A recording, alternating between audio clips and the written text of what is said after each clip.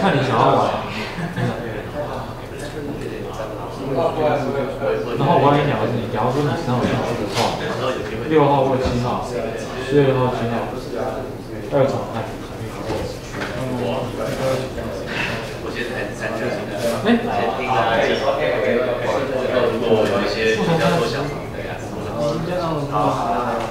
有练习已经让我们这么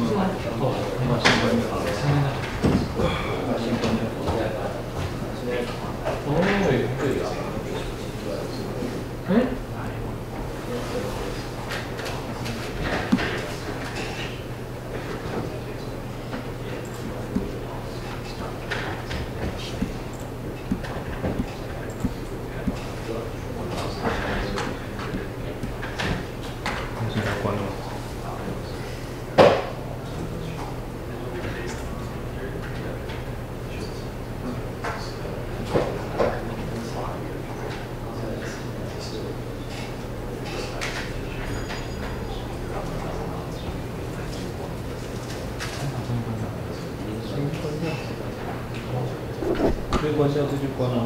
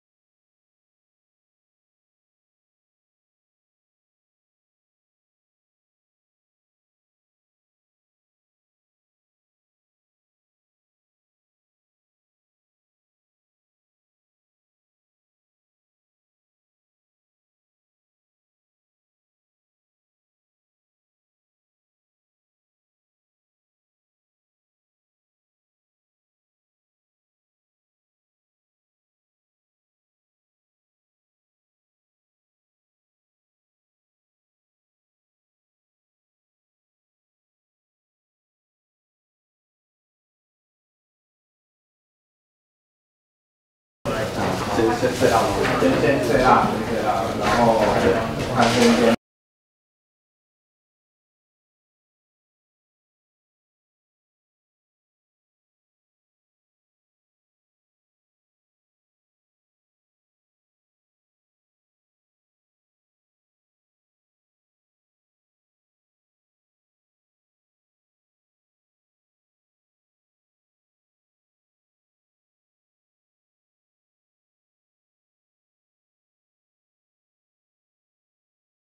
先自我介绍的那个吗？对，那个包。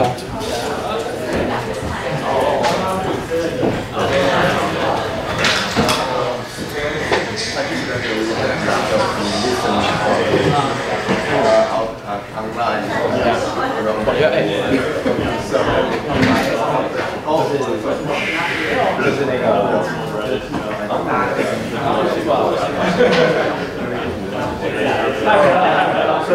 就是用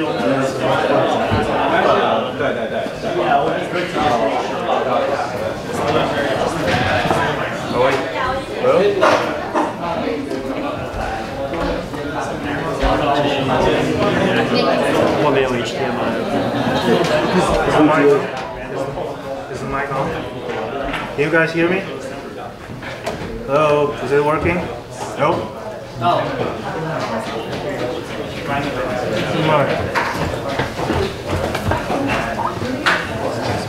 Switch 没有，那个麦克风没好。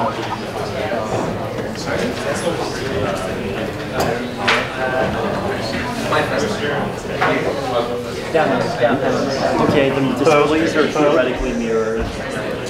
Is it working now? No?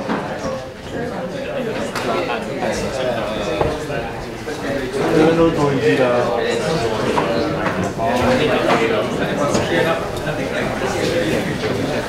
还是说没有？这边有反应了。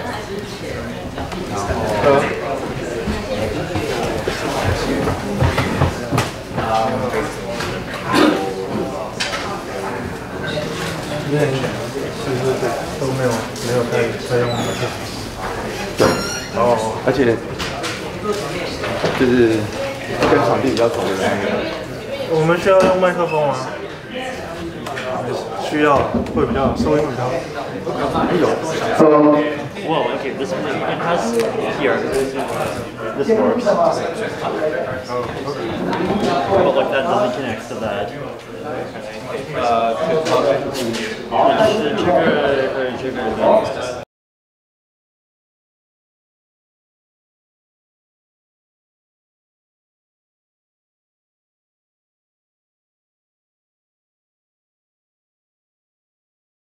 那个直播上面的朋友可以听到我们讲话吗 Can you English? Okay. It's international. Okay. Are we live now? Is it live? Yeah. Okay. Also, world. So hello world. Good evening, everybody. So the event will go like this. We have a live stream here. So if you're on the live stream, we welcome you to submit your questions on your live stream, or you can just randomly ramble about the things that you know or you don't know about the talk. And we'll monitor the questions and we'll be asking those questions for you. And for the guys are fortunately enough to be here, and we'll take live questions, of course. And we hope you enjoy this dev talk tonight. So let's welcome our speaker tonight, Vitalik.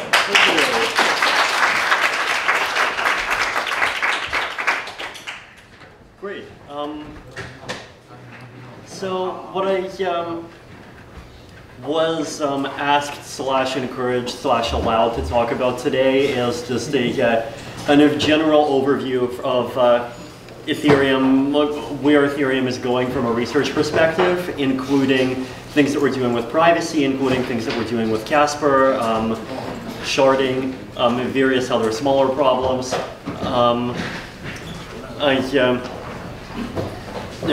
Trying to see, what would it take to make the blockchain faster? What would it take to make the blockchain safer? If I have time, I might talk a bit about block size / gas limits, My opinion is that almost every mainstream opinion is about those topics is fairly silly, but I can get back to that later. And basically just to give an idea of, what are the challenges? Excuse me. Can we have a Google Hangout so the screen can share to yes, the okay. the I have been required to set up a Google Hangout. Sorry. Okay, well, so what do we do? I've sent you okay. Google Hangout request. Okay, on Skype or where did you send me? From the Google Hangout. Okay, where is this link? How can I get access? Is it by mail or you're sending a mail? If you look at the YouTube, it's right next to it. Hold on. Can you maybe just email you? Sure, you are allowed to email me. Okay.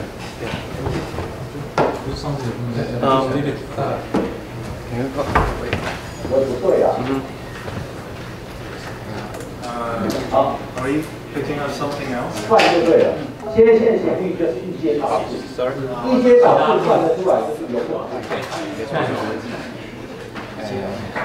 我们的长我就会画啊，我说你画出来怪怪的，这样穿插过去有没有接线？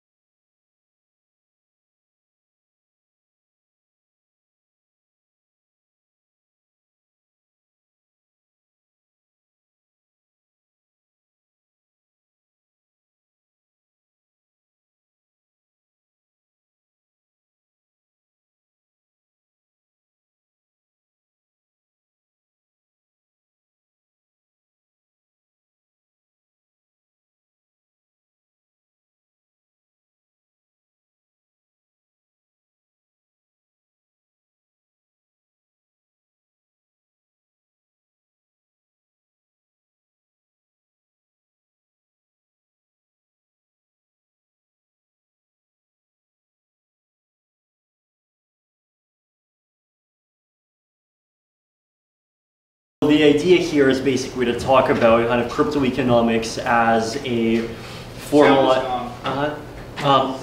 Is this better? Is sound back now? Yeah. Okay, there we go. So basically, to try to talk about cryptoeconomics as this kind of generalized field that deals with, how do we build really this fairly large class of systems that try to use both cryptographic tools and economic incentives in order to achieve certain properties. So the way that I describe cryptoeconomics is as the field of using a combination of cryptography and economic incentives defined inside of a system in order to achieve information security goals of that system, or potentially of other systems. So the two building blocks have kind of nicely complementary roles. So cryptography, and I think one of our researchers, Vlad Zamfir, for this formulation. Cryptography can prove properties about messages that happened in the past, and economic incentives can encourage desired properties to hold into the future.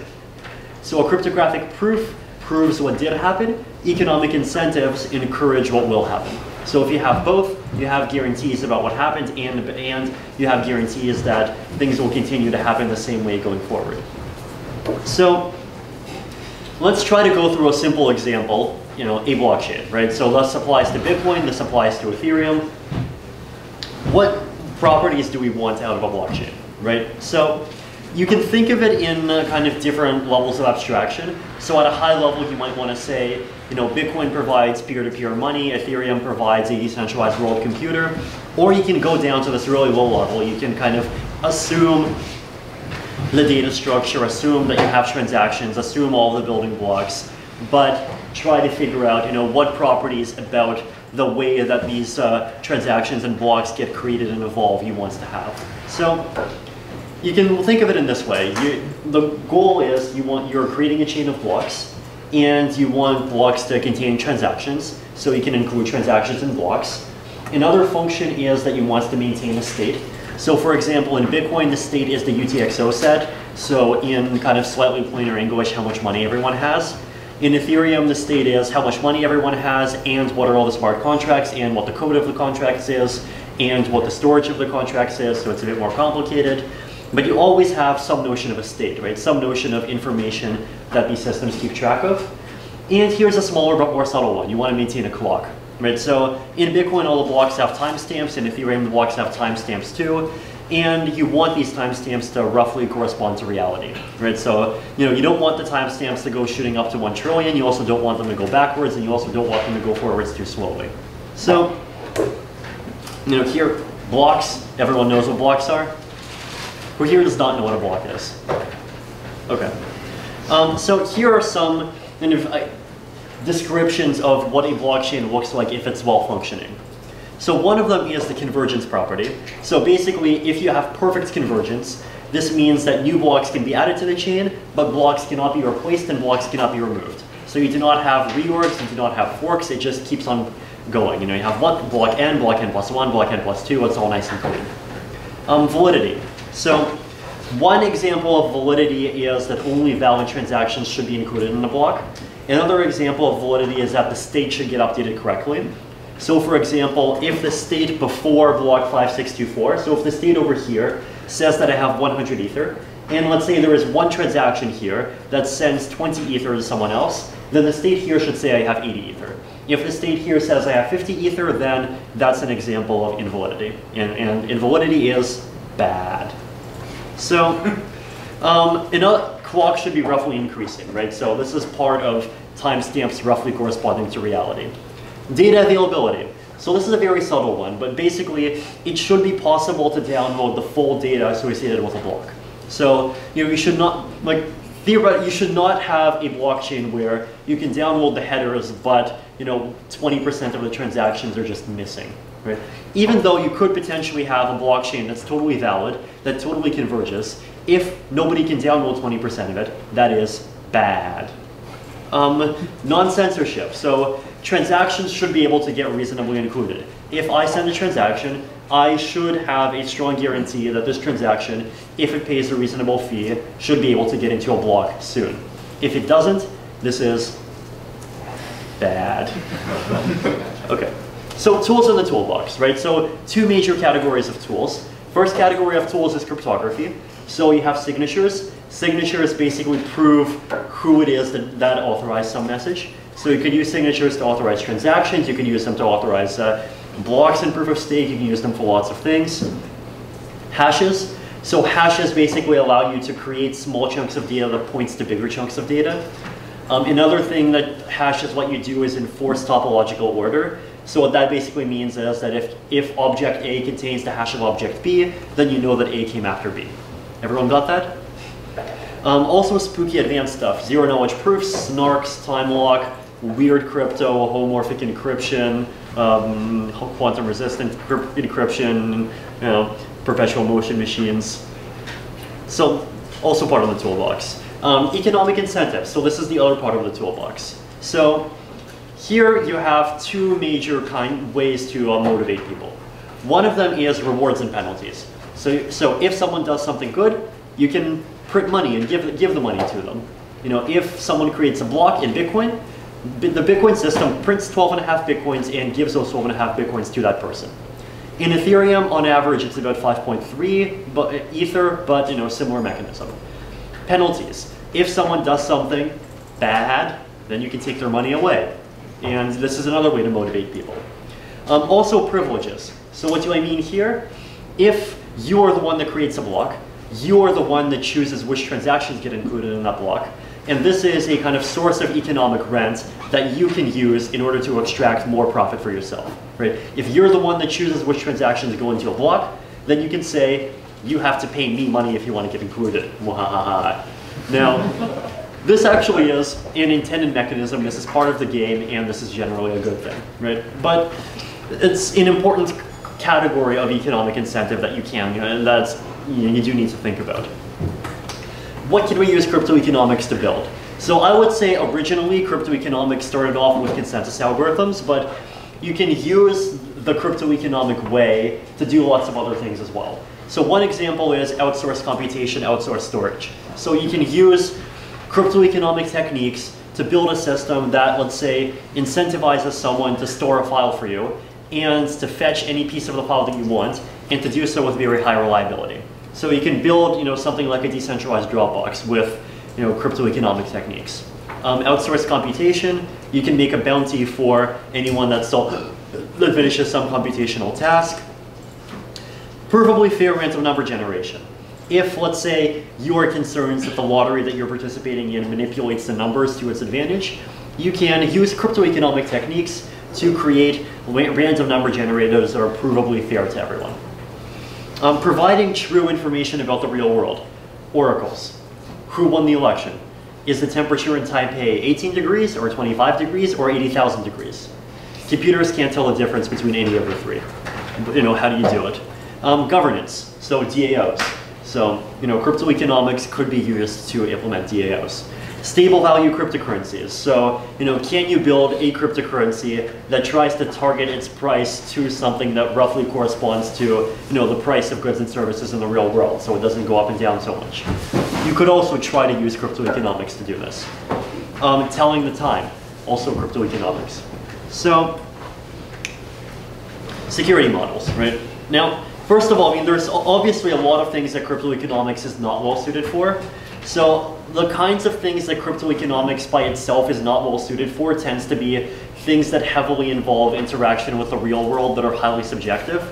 So one example is, let's say, house insurance. If your house burns down, you want your house insurance to give you money, and you want the amount of money that the house insurance gives you to roughly correspond to the amount of money that it takes to fix the house.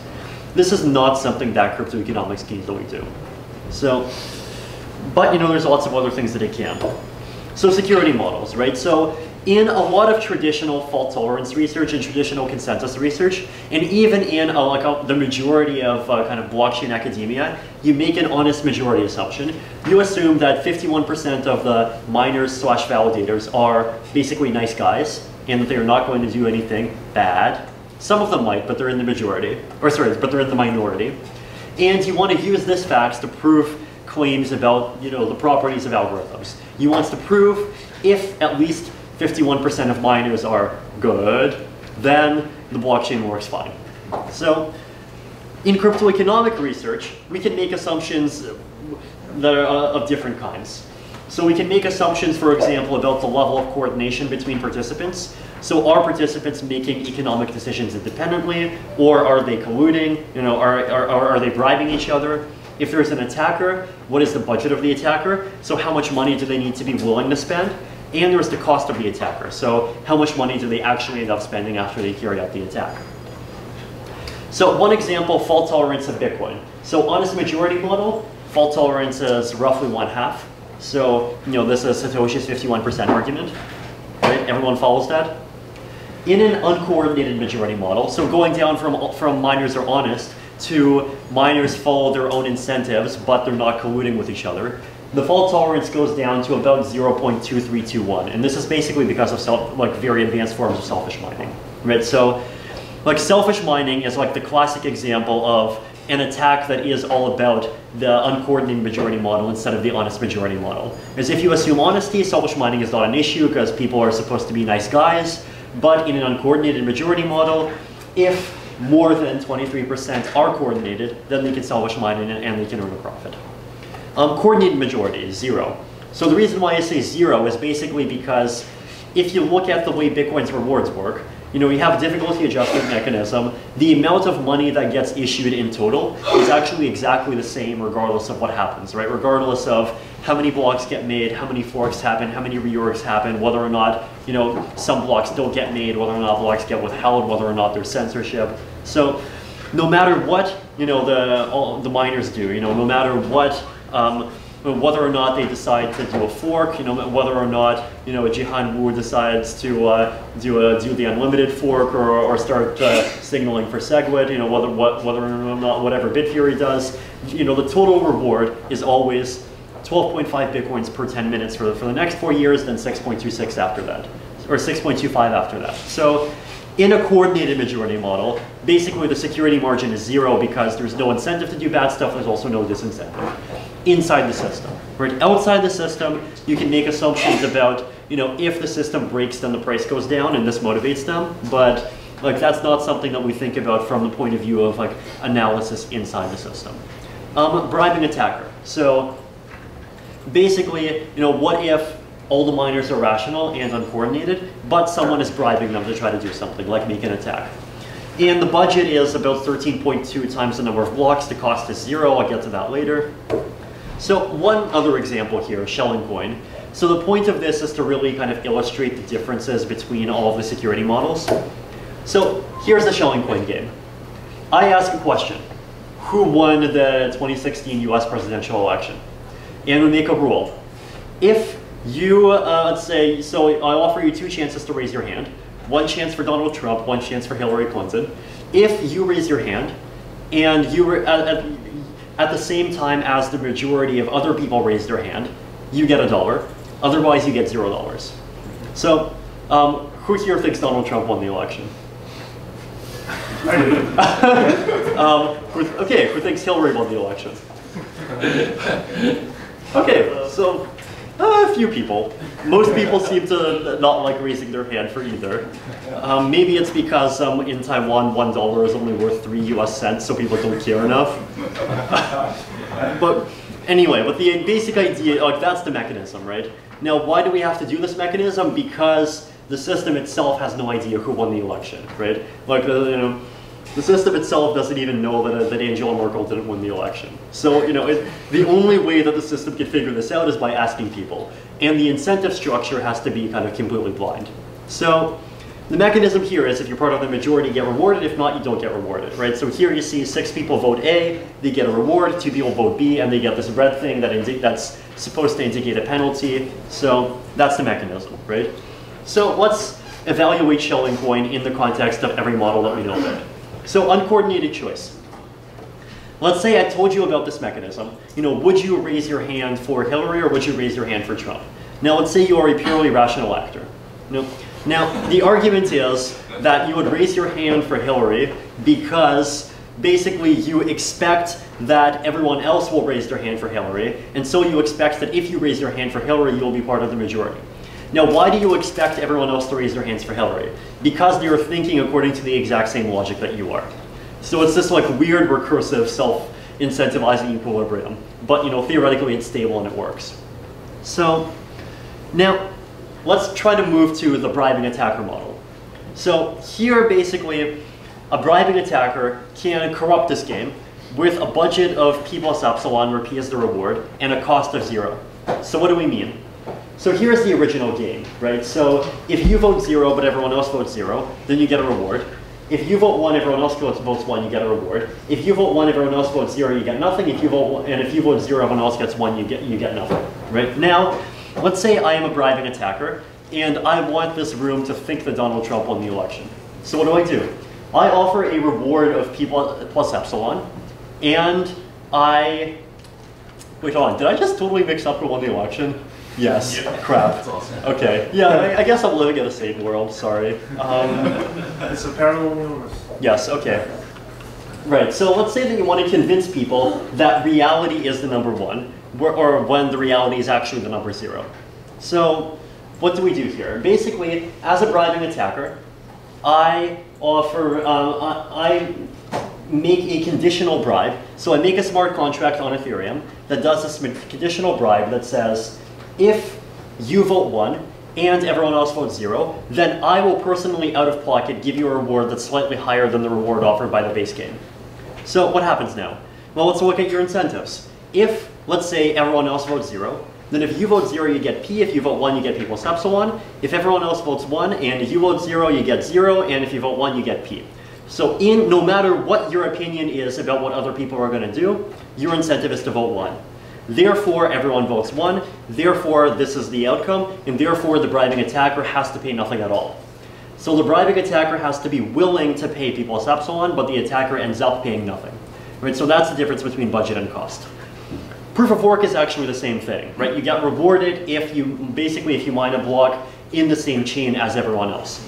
So you can basically do the exact same attack against it, and you have this similar thing. Budget is the number of blocks you want to revert, and if you succeed, the cost is 0, right? The cost of a successful 51% attack is 0, but the cost of a failed one is high. If you make an attack, you always have a risk of failing, and so you have a budget. So our coordinated choice model is realistic, right? So for all of these models, you always want to ask, which model actually represents reality, and which model do you really want to think about? So you can, honest majority, okay, who here is a nice guy? Honestly, who here is a nice guy? I am. Okay. Who here is a mean guy? Okay, so there are more nice guys than mean guys, right? So this is clear evidence for why an honest majority model is plausible. Now, who here is an uncoordinated rational actor?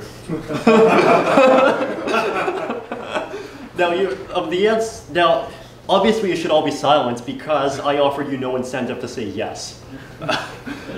But you can kind of see how people acting according to their own incentives and not talking to everyone else can be realistic. Now, is coordinated choice realistic? Is it realistic to assume that all the miners, can and will group together and collude against the system for profit? Satoshi assumes no, right? Satoshi kind of assumes that 51% is too much to be able to collude. Hong Kong Scaling Bitcoin Conference, December 2015. This is about 90% of the hash power in a single panel. So yes, the coordinated choice model is realistic. Is the bribing attacker model realistic? Now, among people in the Bitcoin Core faction, there is this popular belief that Roger Ver is engaging in a bribing attack by basically subsidizing the Bitcoin.com mining pool by paying an extra reward higher than the block reward and the transaction fees in order to get miners to vote with Bitcoin.com in order to signal for Bitcoin Unlimited. Right? Now, this theory may or may not be true, and it may be the case that Roger is totally 100% recouping his gains, or that he's doing this as a way of just getting, as just a loss leader to get market share. But this is clearly at least plausible, right? It's at least plausible that people make mining pools or people make stake pools that where basically they pay out more money than would be realistic if they had a legitimate business model. And the reason why they're doing this, the reason why they're running these pools at a loss, is basically to buy influence in all these games, right? So it basically is a bribe. So in proof of work, you can run mining pools at a loss. In proof of stake, you can run stake pools at a loss. You can run exchanges at a loss. You can give people interest rates. So bribing attacks that are realistic, especially if they don't look like explicit bribes. So Casper, this is the fun part. By the way, who thinks the last part was not fun? Okay, excellent. So Casper is a deposit and penalty-based proof of stake algorithm, right? So proof of work is entirely reward-based. The only incentive in proof of work is a reward.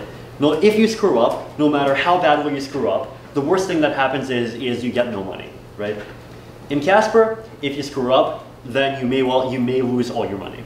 So anyone can join as a validator into Casper by submitting a deposit. That deposit is Ether. And you can think of this as sending money into a smart contract. And they get rewarded for participating. So there is a process that involves basically periodically sending messages. And these messages have funny names like prepares and commits. But they're just messages that you sign and you send. And if you do this correctly, then you get some rewards. You get some kind of trickling interest rate, maybe somewhere between 2 to 15% a year, depending on economic conditions, how many other people are participating, various things. If you do something that's clearly faulty, right? So if you do something that, for example, you do a commit for A and you do a commit for B at the same time, so you try and basically vote for two conflicting things, then that's what's called a uniquely attributable fault. That's something where you did something wrong, Like that's not something you're supposed to do under the protocol, and everyone can clearly see with the cryptographic evidence that they can blame you for it. This evidence can then be put into the Casper contract as a transaction, and the Casper contract uses this evidence to delete all of your money, right? So if you do something bad, then all your money goes, phew.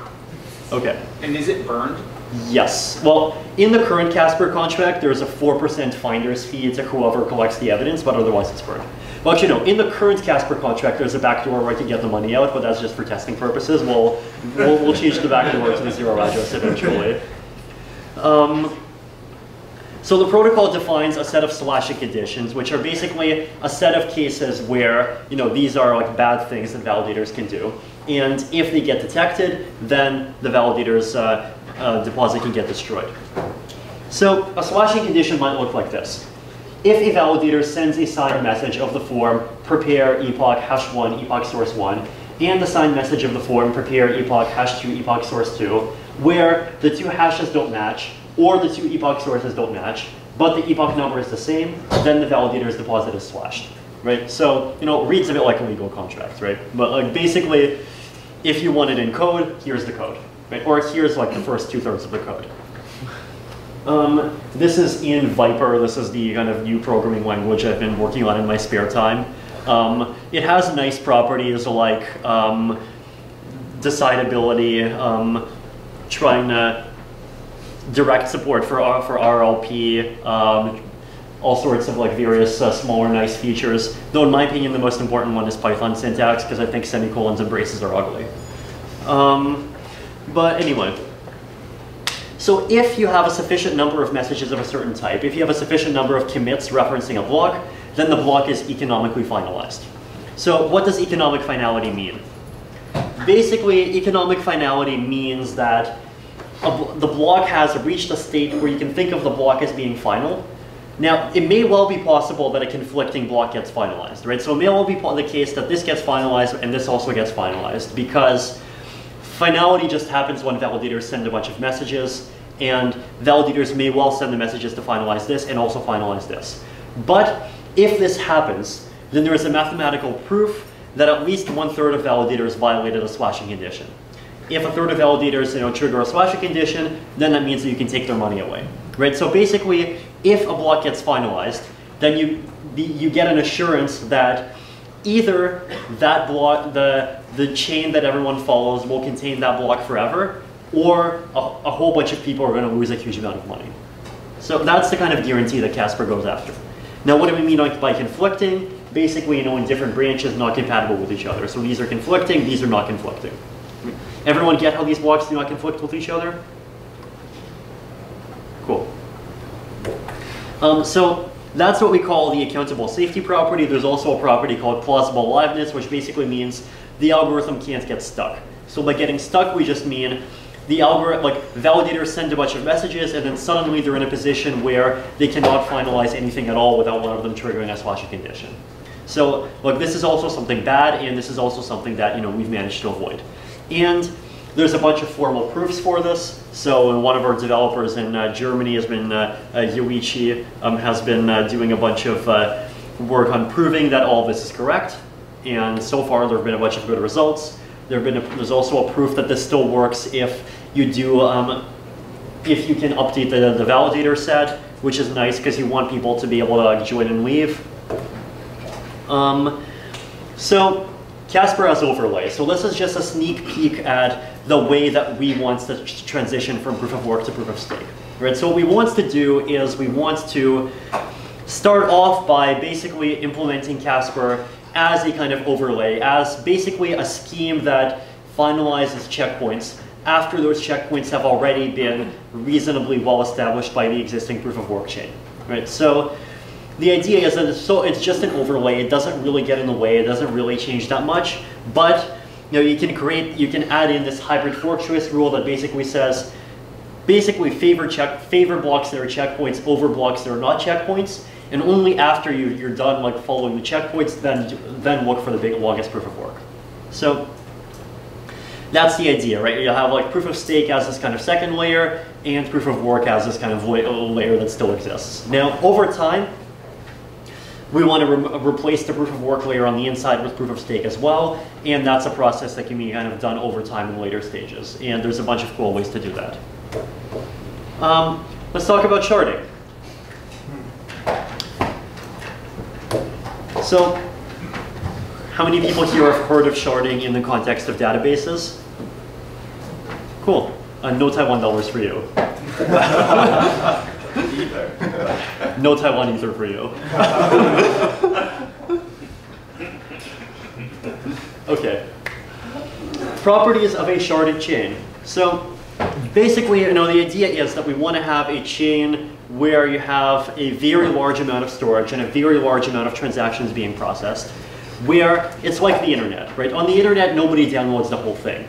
Like, you have archive.org that tries, and you can argue that they've downloaded a lot of the important stuff, but even if archive.org did not exist, and even if Google Cache did not exist, the internet would still work. The internet does not depend on any single person or any single entity storing the whole thing, or processing the whole thing.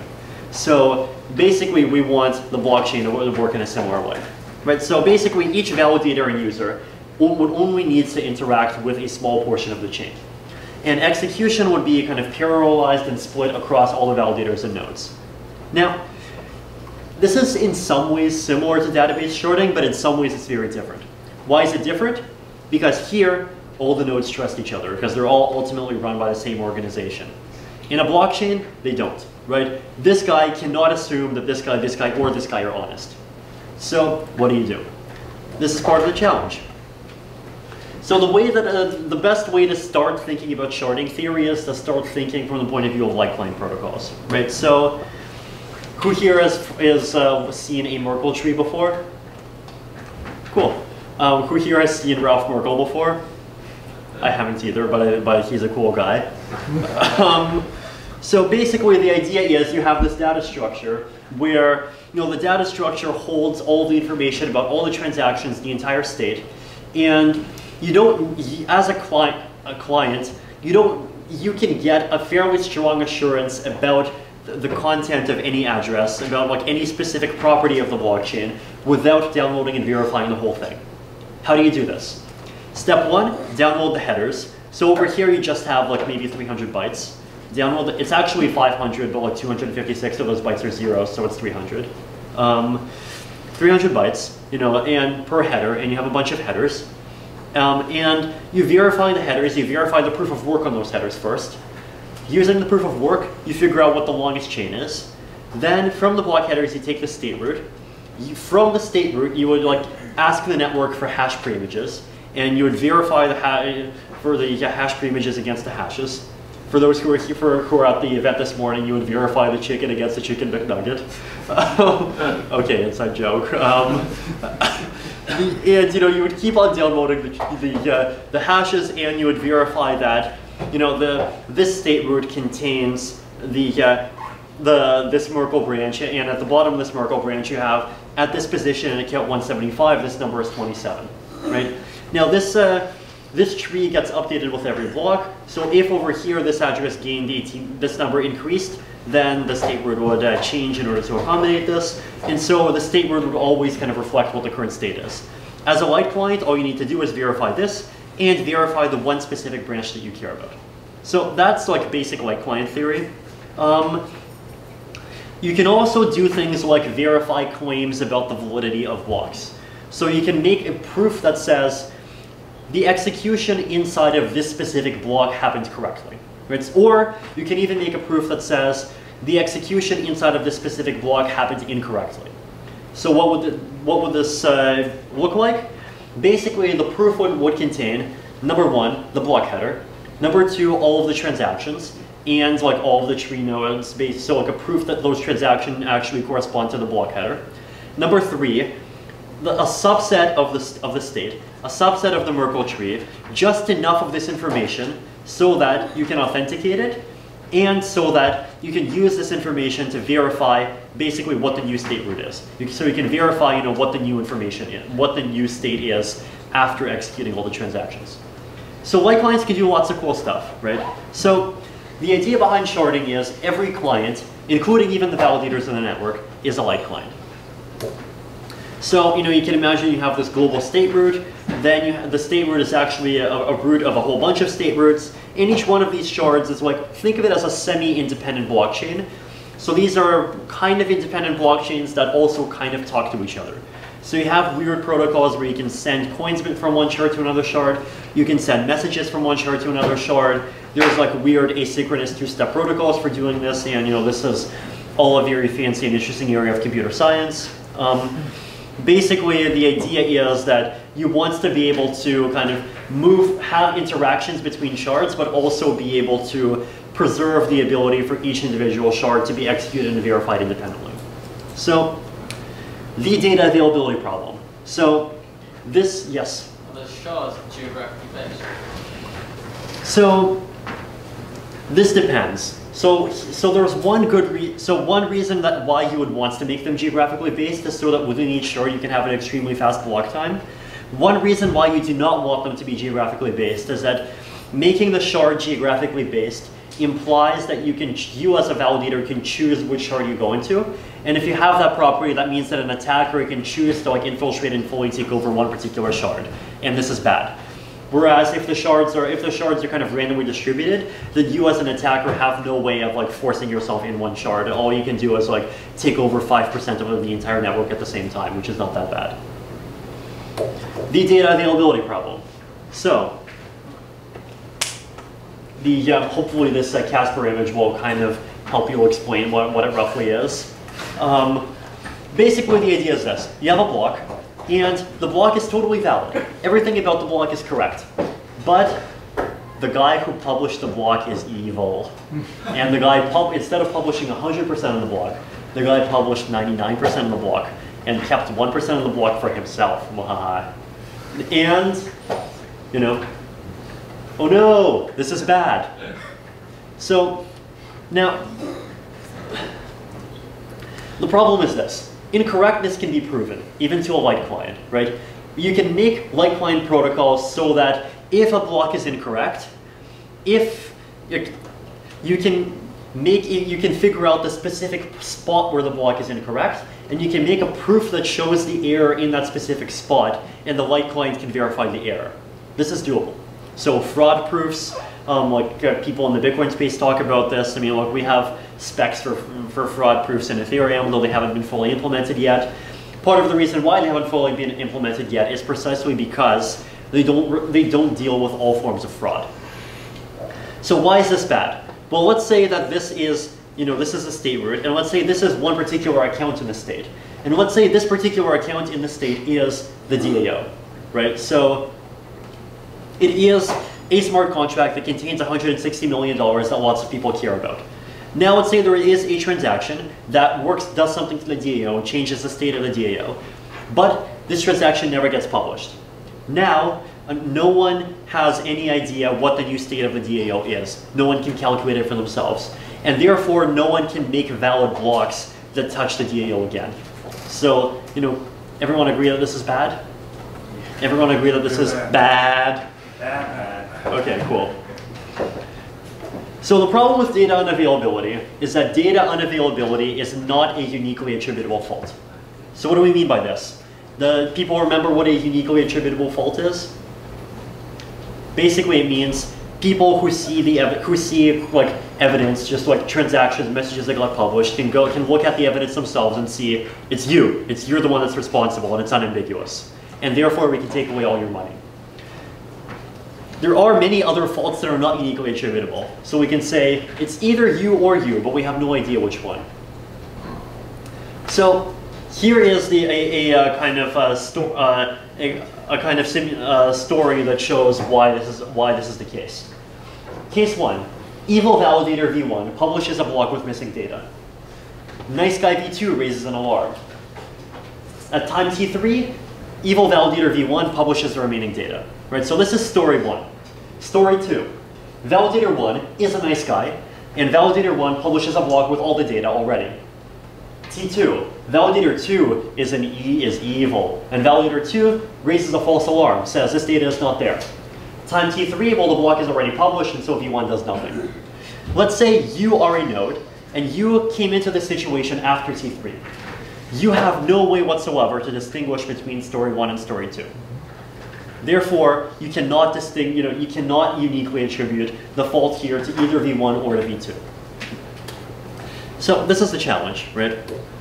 So there are some projects that advocate a scheme that has to do with like fishermen, right? So the idea behind fishermen is basically that you have these you have a mechanism where like, validators can publish blocks, but you have a special class of actor called fisherman, and the role of a fisherman is basically to look for blocks that have unavailable data and basically raise the alarm, right? Say, you haven't published your data yet. Oh, and everyone, look here, this block is invalid, it hasn't published this data yet, look. And basically the idea is that once this node raises the alarm, then other nodes will make sure and then just check for themselves that this data is not there, and they will hopefully find that the data is not there, and they will know that they should reject the block. Here's the problem. Let us ask a question. What is the expected return of being a fisherman in this story? Case 1. The return is greater than 0. In this case, we have a money pump vulnerability, right? Basically, the idea is that you can just like conjure up this kind of story over and over again. So you can just raise false alarms, and this will be a way that fishermen can gain money. This is bad. Case 2, the expected return is exactly 0. In this case, V2 can keep on raising false alarms over and over again, and basically force every node to check the availability of every single piece of data for themselves, and so you've killed the sharding property. Like you've basically forced everyone to become a full node. So this is a DOS attack. Case 3, the return of doing this is less than 0. But in this case, okay, this is not a viable attack. But in this case, what if you have this scenario? Attackers can basically force fishermen to lose money, and only altruistic actors will be able to fish, and soon enough everyone will just get tired of fishing because every time they fish it costs them. And so eventually the attacker is going to win. Right? So this is the challenge basically. So one solution to this is to rely on honesty, right? So basically the idea is that instead of, you don't let people like fish wherever they want, you kind of assign random groups of fishermen to random blocks, and you rely on the assumption that the majority of them are nice guys. So this kind of works. You can also do an honest minority assumption. So you can say, an honest like 15% can prevent anything from being finalized, but this also means that a malicious 15% can prevent anything from being finalized. Most protocols in academia that attempt to even try to solve this problem tends to only stick to the honest majority model. Uncoordinated majority, there's this weird solution where basically think of it as like if you're a fisherman, the way that you challenge is by doing a bit of proof of work. And if you do the proof of work, there's a 1 in a million chance you solve a bigger problem. And if you solve a bigger problem, you can kind of force the entire network to check that particular piece at the same time. And the theory is that the entire network will like immediately check for this piece of data, and hopefully they will do this check before time t3, and they'll do like a shelling vote on it. So you can kind of do this, but this is clunky. This relies on like weird network assumptions, and Shell and Coin is not secure in any like coordinated or about private attacker models. So here's another weird solution. So basically client-side random sampling, right? So imagine every user, when they try to download a block, they just select 100 random indices. They select 100 random transaction positions in that block, try to download the data. If they succeed 100 times out of 100, they accept the block. If they succeed less than 100 times out of 100, then they assume there is something fishy going on and they do not accept the block. Now, does everyone see how this works well against situations where the attacker publishes 20% of a block? Everyone see? Does everyone see how this works well in situations where the attacker publishes 60% of a block? Does everyone see how this does not work well if the attacker publishes 99.99% of a block? Now, does everyone see how not publishing even 0.01% of a block could potentially be fatal? Because that 0.01% could be a transaction that manipulates the DAO, and then you've basically stopped everyone from doing anything that has to do with the DAO ever again. So you can't do this by itself, but you can combine this with weird technology like erasure codes, where basically the idea is that you kind of encode the block into a bigger chunk of data, and you use fancy math so that if at least 50% of the data is available, you can use the 50% to recover the 100%. So this is one nice way of solving the problem, and theoretically it works.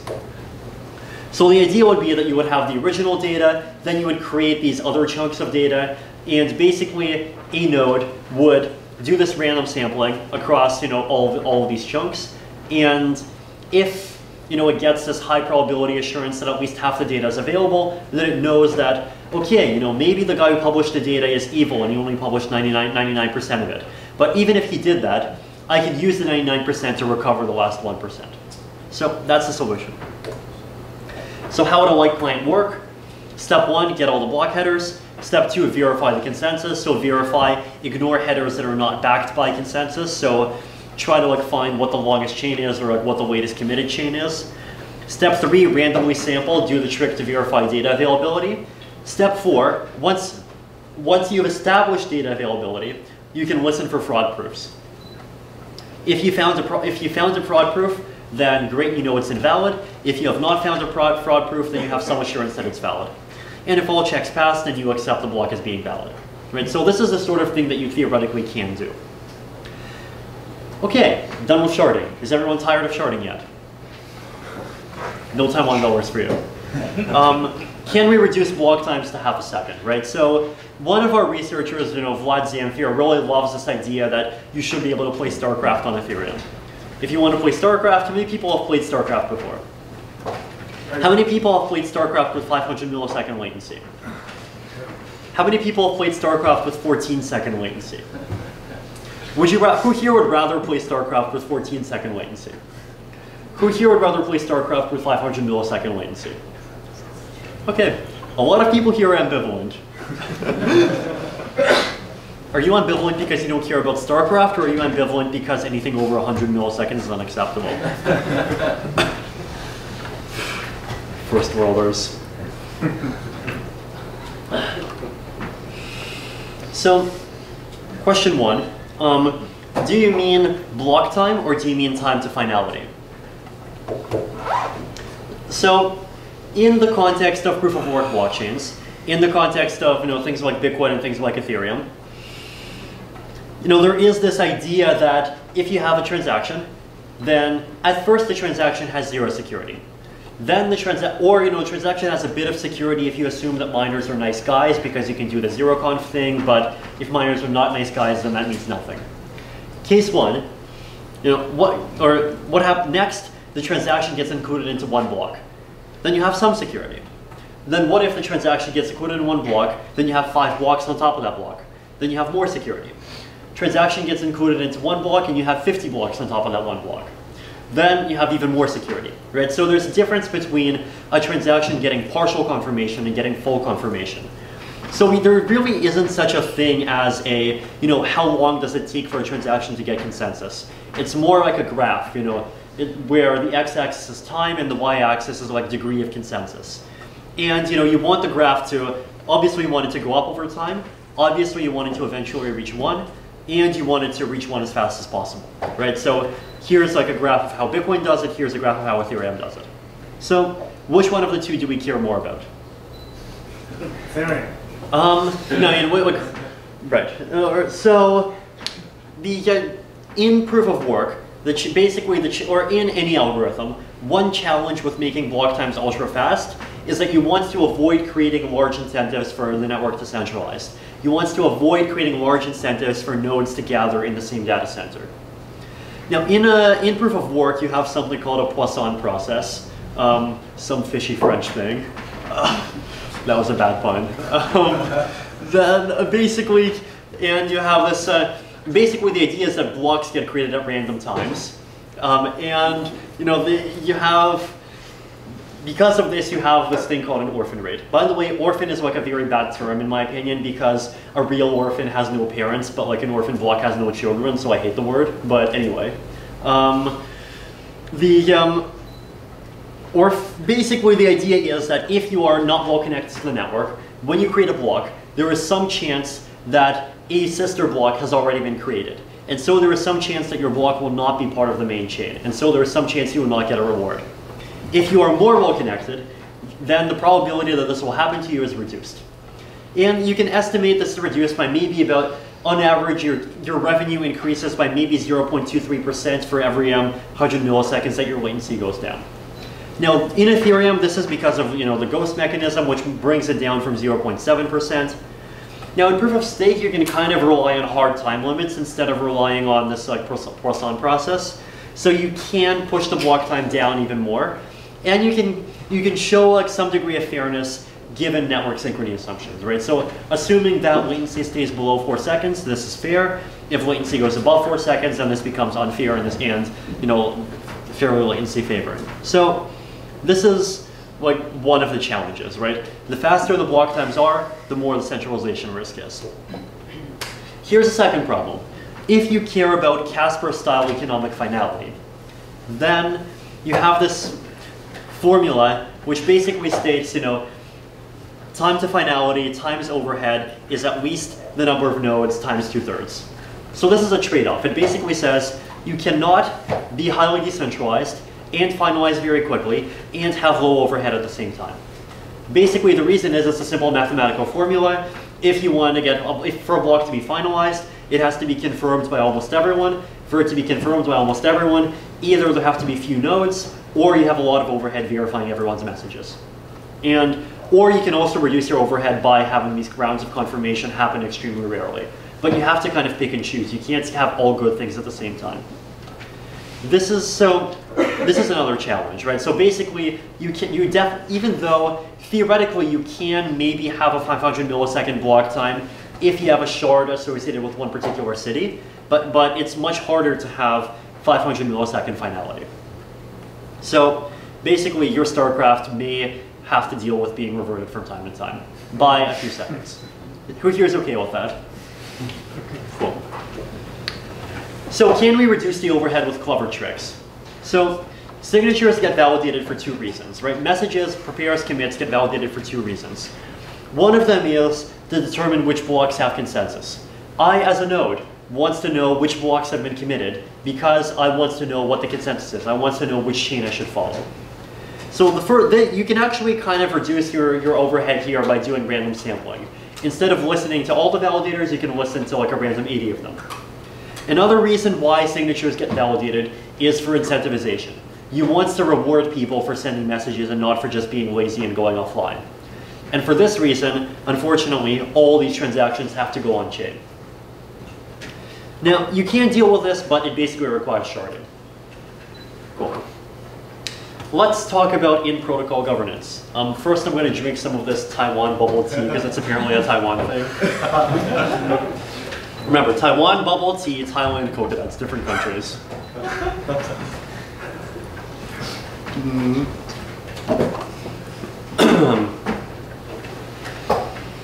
Too strong? That's fine.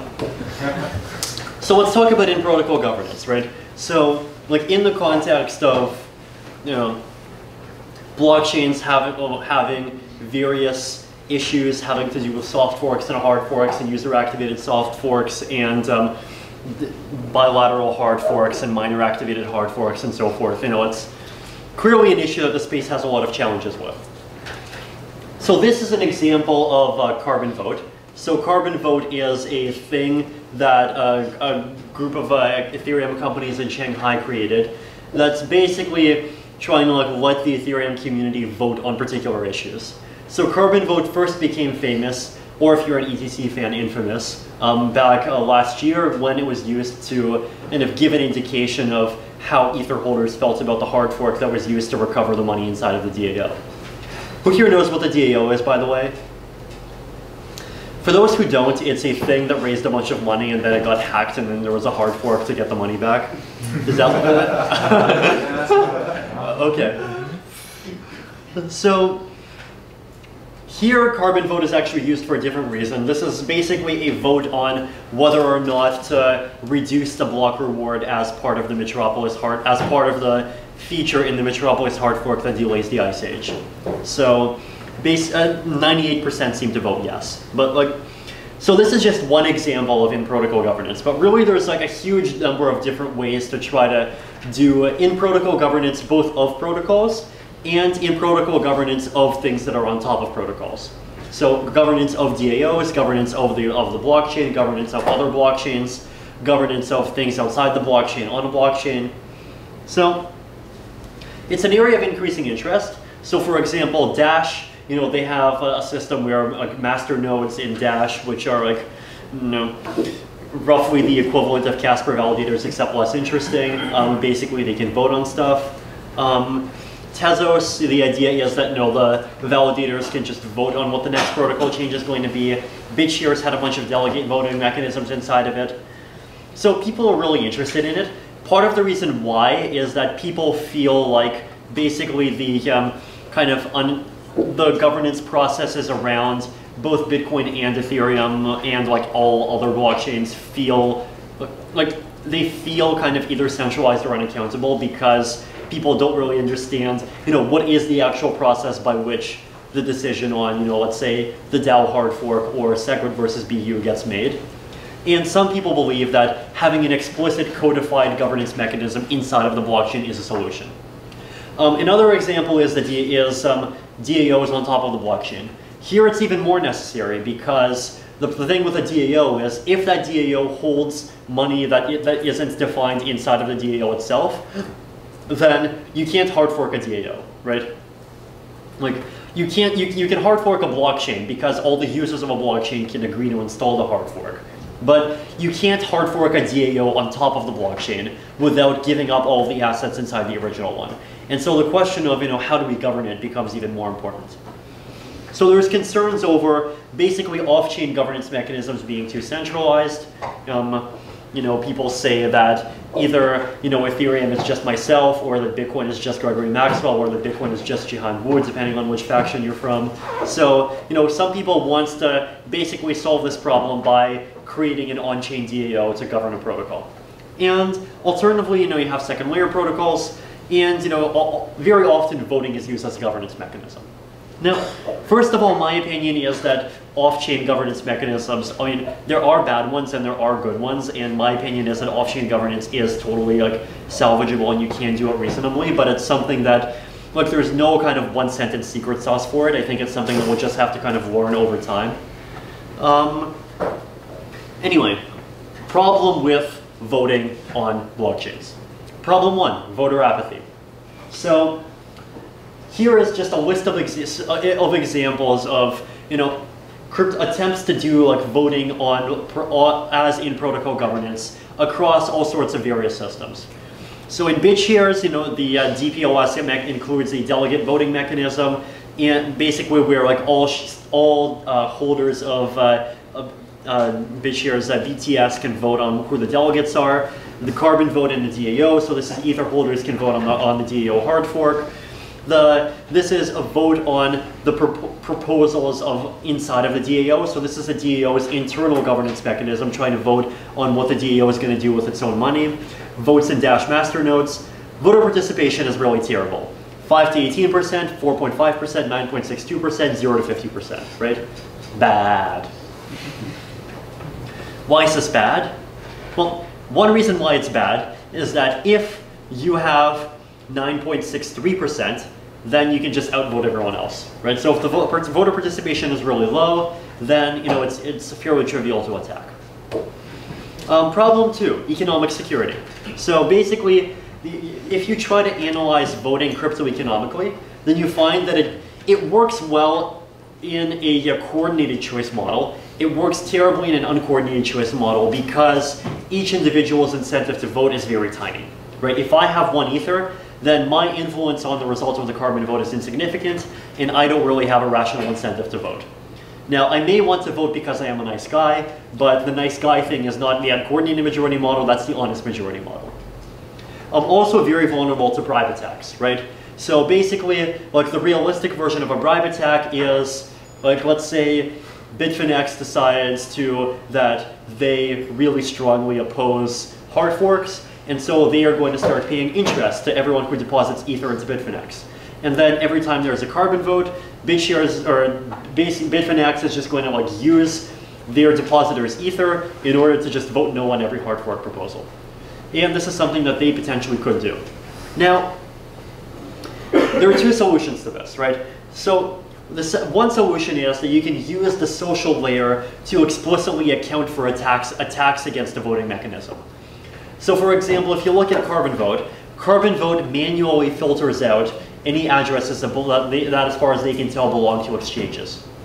If the governance mechanism was part of the protocol, you cannot do this. But because the governance mechanism is outside the protocol and because it's only loosely coupled to the protocol, so like because people look to it as a guide and not as, you know, the 100% determiner of what happens, you can do this sort of stuff, right? Like if this, you can't really bake that sort of thing into the protocol because nobody's going to agree on a single oracle for, you know, which addresses are supposed to be blacklisted. So that's one way to solve this problem. You can also try to like make voting accountable. So you can try to like tie incentives to voting where if you vote for something, you're responsible for its consequences. So there's a proposal called Futarchy, which Ralph Merkel also happens to be a fan of, but it was originally invented by Robin Hanson. There's also coin lock voting, which states that if you vote for a proposal and the proposal passes, then you're forced to hold your coins for some amount of time. So you're basically responsible for, you know, if because of the proposal you voted for, the value of the coins goes down, well, you have to suffer that. If you didn't vote for it, then you don't have to suffer it, right? So that's another category of solution that also could work. So interesting set of challenges. Another challenge, privacy. So there is this interesting kind of verification privacy trade-off here. And you can actually find this trade-off even more in the enterprise space than you can in the public chain space, right? You can see things like Corda, things like Quorum, and they're all trying to like hit at this problem, which is that intuitively speaking, if you want n nodes to help you verify that something is being done correctly, then you need n nodes to see the data. You need to see the data to verify the data. So if you want a system where the only people who can see what, you know, who can see what's going on, you know, between, let's say, myself and Andrew are myself and Andrew, then guess what? The only two people who can actually verify it are myself and Andrew. We can't kind of enlist third parties to help us. If, on the other hand, we want a system where everyone helps to verify, then everyone can see. And this is the kind of inherent trade-off, and like public chains go the privacy side. Some of these enterprise systems end up basically giving up on multilateral consensus and going all the way on the privacy side. So it's like not very, like, you basically have to sacrifice either one nice thing or the other. Could you speak to Quorum? Yeah, so Quorum, basically the idea is that Quorum combines together a public state and the ability for users to create encrypted transactions with encrypted states. So the way that Quorum does this is that the public state root is verified by everyone, and the encrypted state roots are only held and calculated by the individual nodes that hold that particular decryption key. So you could imagine a group of 3 people that agree on a decryption key, and they send all of their transactions encrypted with that key. And only they can decrypt the transactions, only they can calculate the state roots. Now you could have a protocol between those 3 people where they just ping the root hashes to each other every like 30 seconds or so, and you just keep on constantly verifying that they agree on the state just in case. But you know, the trade-off is they can't kind of enlist outside help, unless, of course, if you really want to, one of them can divulge the decryption key and let everyone verify the state. So, like, that's the kind of privacy trade-off that Quorum makes. It's interesting. I mean, it's not, yes? How reasonable would it be to use zero-order proof? Yes. So, circumventing the verification and privacy trade-off. There's 2 ways to do this. One of them is to keep data off the chain and to use hybrid protocols that use the blockchain for some things but use other protocols for other things. Proof of existence is one good example. You put the hash of the data on the chain, you keep the data somewhere else. State channels are another interesting example where you can combine blockchains with fancy cryptoeconomics basically to allow people to have complex interactions with each other where if everyone cooperates, the data never actually has to be published to the chain at all. So the other approach is to use fancy cryptography, right? So basically what fancy cryptography does is it circumvents the trade-off. It lets you have people verify the data without knowing what the data is. Like it lets you verify proofs that the data has certain properties without knowing anything else except for the fact that the data exists and the fact that the data does satisfy those properties. So you can imagine a zero-knowledge proof that says, this transaction is valid, and people can verify this proof, but they have no idea what the content of the transaction is, what it's operating on, you know, what the previous state is, what the resulting state is. They don't know. All they know is, okay, here is a transaction, and it changes these numbers from these numbers to these numbers, and I have this weird magic thing, and I'm supposed to believe this weird magic thing that says that it's valid. And this actually works.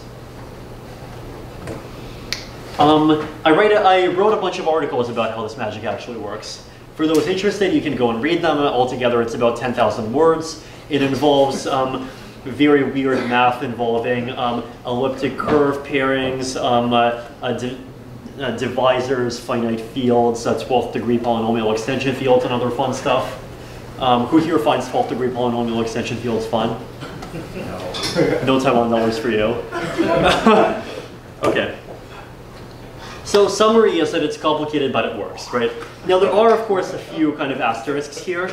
So one of them is that the general purpose versions of these technologies, first of all, they always take a long time to create a proof. The basic intuition for why they're so inefficient is that for the general purpose versions of this technology, every single operation, every single like plus, minus, times, divided by set of variable, every single operation has to correspond to an entire cryptographic verification operation when you're creating the proof. So you have this really huge expansion factor, right? And this does limit the efficiency of these systems. Also a trusted setup requirement. So basically this means that you have to, in order to use these systems, you have to generate this magic thing called a proving key. And to generate a proving key, a bunch of people have to come together virtually and do this fancy thing called a trusted setup ceremony, where they summon level 37 demons from the netherworld and where they basically each individually generate pieces of like secret data. Then they use the secret data to make a computation, and then the key is only secure if at least one of those people, at least one, deletes their secret data when they're done with it. If all 6 of these people are bad, and if all 6 of these people, or if you make the setup bigger, all 20 of these people or whatever, if all of them decide to keep their data, then they can generate invalid proofs, so they can falsify. Now, one important distinction though is that if you break ZK snarks, you can make false proofs, but you can never uncover, like you can never reveal information that was not meant to be revealed, right? So ZK snarks are computationally binding, but they're information theoretically hiding, right? So the kind of property of ZK snarks that they only prove stuff that's true, that depends on computational assumptions. But the privacy of ZK snarks, so the fact that if you make a proof you reveal nothing else, that's unconditional. So this is actually one of the really nice things about the technology. Other things like ring signatures, for example, don't have that property. Right, so if you use a ring signature to anonymize yourself, and then 15 years later quantum computers come along or if you use a linkable ring signature to anonymize yourself, you need the linkability for currency applications to work. And then 15 years later, the NSA makes a quantum computer. Yes, the NSA can de-anonymize you 15 years later. So zero-knowledge ZK snarks are nice because they don't have this property. Also relatively expensive to verify. So it's like you can imagine as ZK snark verification, it may well end up being a bit over $1 million gas. So it's basically because these operations are expensive. ZK snarks, how do you use them? So basically the most computationally complex parts of verifying a ZK snark will be available in Metropolis, it seems all very likely as precompiles. So you can build applications on top of this. So a simple application is you can make a kind of privacy preserving wrapper token for any token. So you have Ether, and you can make Ether dark. You have Maker, you can make Maker dark. You have Digix Gold, you can make Digix Gold dark. And these kind of dark tokens will be backed one for one by the original token. So they'll have a deposit and a withdrawal function. You can convert one way and the other. But the property that these tokens will have is that you can use zero-knowledge proofs to transfer them around, and so you have more privacy. More complex application, you can use these ZK snarks to verify execution of arbitrary code. So you can do lots of fun stuff. Problems. Aside from the other asterisk, one of the bigger problems is that someone has to have the decryption key to like every single object that you make a proof of, right? So but you can't use this stuff to create applications where literally no one can see the state, right? You have to have someone who can see the state, because you have to have someone who knows what the information is in order for them to be able to make proofs about it. For some applications, this is fine. So for example, in a currency, users should be the ones that have the backdoor keys to their own balances. Everyone agree with that? Everyone agree that people should be able to decrypt how much money they have? Yeah. Cool. Still no $1 for you. But sometimes state is, actually this should say, sometimes state is not user specific. Sometimes you have some notion of global state that you want to hide from everyone, and it's not as easy to see how you can use this technology to solve that problem. So, that's roughly where we are on the privacy side. Other weird problems. So, truth oracles. How do we tell what the temperature is in Taipei? Is it 15 degrees? Is it 23 degrees? Is it 80,000 degrees? There is probably two major categories of schemes that people are working on. So one of them is like people that come from a more kind of traditional background. They tend to say, well, okay, let's start off by having a trusted oracle, and that trusted oracle just feeds in information from the outside. Now, then if you want to add more decentralization, you have 5 trusted oracles and you let them vote on the result. You can even create general purpose oracles that basically return the result of like making any kind of API calls on the internet. Another category of approach tries to be purely cryptoeconomic, but it basically relies on this assumption that if basically, like the way that the Augur oracle works, right, is that at the baseline it's kind of like shelling coin, but it also has this added mechanism that if people really disagree, they can split, right? So if people really disagree on the output on, let's say, who won the election, then you can just hard fork Augur on-chain into 2 versions of Augur. And these 2 versions of Augur will then be able to have their own separate markets, their own tokens. And the theory is that if people care about knowing what the truth is, then the token consisting of people that voted for the thing that's actually true is the token that's going to end up being more valuable. So that's the general economic logic that some of the more kind of decentralized truth oracles work, right? So the idea basically is that, you have, if there is a really serious disagreement, you just split, you do a kind of market fork, and people who really know the truth, they can know which token they should buy, and people who are kind of either don't know or let's say who are automated bots, they can kind of use market prices as a reasonably strong signal of which branch they should care about. A provably fair random number generation. So can we make lotteries that cannot be cheated, right? Now, obviously, people who have been in the Bitcoin space for a long time know about things like Satoshi dice. I mean, there's like equivalents on Ethereum. There are challenges to a lot of these systems. So for example, in some of these systems, you have a central party that generates the random number. And the theory is that they're kind of cryptoeconomically incentivized to do everything correctly. But the challenge is that works well with games where that central random number holder is the counterparty, but it doesn't work well with 2-player games, right? It doesn't work well in a kind of peer-to-peer setting. So in a peer-to-peer set, like ideally, we would want to have a random number generator that doesn't depend on kind of one single party holding a secret and having to rely on it, because that one party might be participating in the game and it might give that one party an unfair advantage. So there are other tricks. So like there's something called RANDAO. My favorite is there's a solution based on time law cryptography. It's all a very complicated and fun topic. Special case of an oracle, price. So basically, how do we know what the price of Ether is from inside of Ethereum? Why is this important? One use case is stablecoins, right? So basically the idea is that, what if you want to create a token where that token's value is not volatile, where that token's value tries to stay as close to $1 as possible.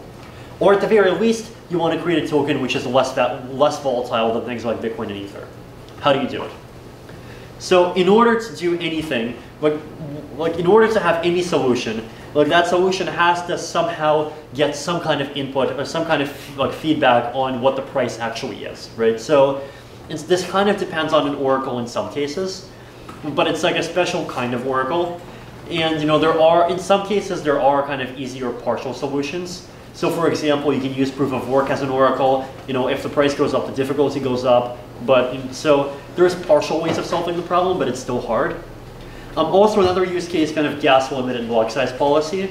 So the idea here basically is that you want to kind of get an idea of how popular the blockchain is, because ideally, if the blockchain gets more popular, you actually do want to expand capacity a bit, right?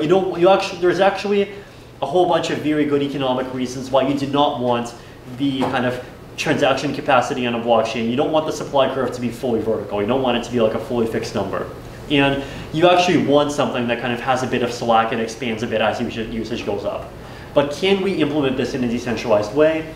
Well, turns out doing it well depends on a price oracle. So that's another example of a weird problem, and hopefully future cryptoeconomic research will find a solution. So conclusion is life is hard. But second conclusion is we know much more than we knew 3 years ago. So in some ways life is good. Thank you.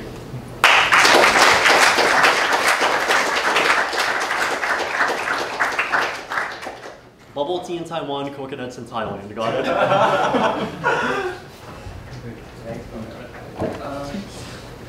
Yes? Is Augur reputation vulnerable to driving attack?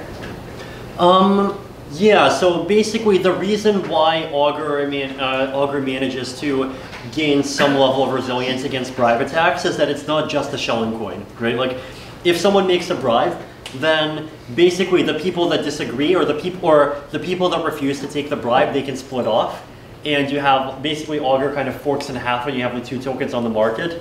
And the theory is that eventually, or like once the briber runs out of money, the token that represents the truth is the one that's going to be more valuable because it consists of people that are more willing to tell the truth. And so people that do not take the bribe actually still manage to get a larger benefit than people that do take the bribe. Or I guess like that's the theory. Oh, well, people are just lazy. People that are just lazy, reputation holders. Right. Reputation holders that are lazy will probably want to just store their rep on like Kraken or Poloniex, and I imagine Kraken or Poloniex will vote. Now, whether or not Kraken or Poloniex will be willing to accept bribes, that's a difficult question. Are you around, Jesse? You want to answer that? In general, like in a lot of these mechanisms, lazy holders are going to end up once to like deferring the some equivalent of a centralized pool, and remains to be seen how honest centralized pools are going to be. Although actually no, there is one alternative. You can theoretically also make a decentralized pool, right? You can also say, make a pool out of, let's say, 10 of our friends, and every single time, select 2 or 3 random people to make the vote, and all the other 7 blindly follow the first 3, right? Or let's say you can even have 100 people that kind of know each other make this kind of pool. So if they have a reasonable amount of trust for each other, then you can reduce their workload by 97%, but still, have something that has kind of better trust guarantees than all relying on one guy.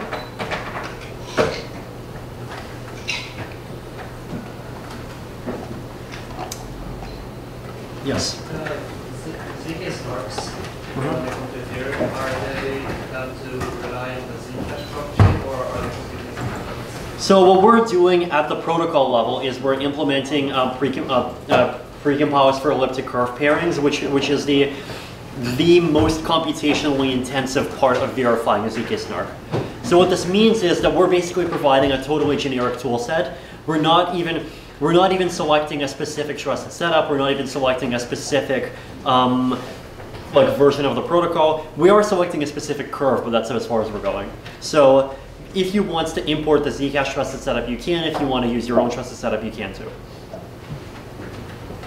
We're also have a couple of people that are trying to do a bit of research on trying to see if we can make the trusted setup protocol kind of more parallelizable. The goal here would be to try to expand the setup from being able to support 6 people to ideally being able to support like 50 to 100 people.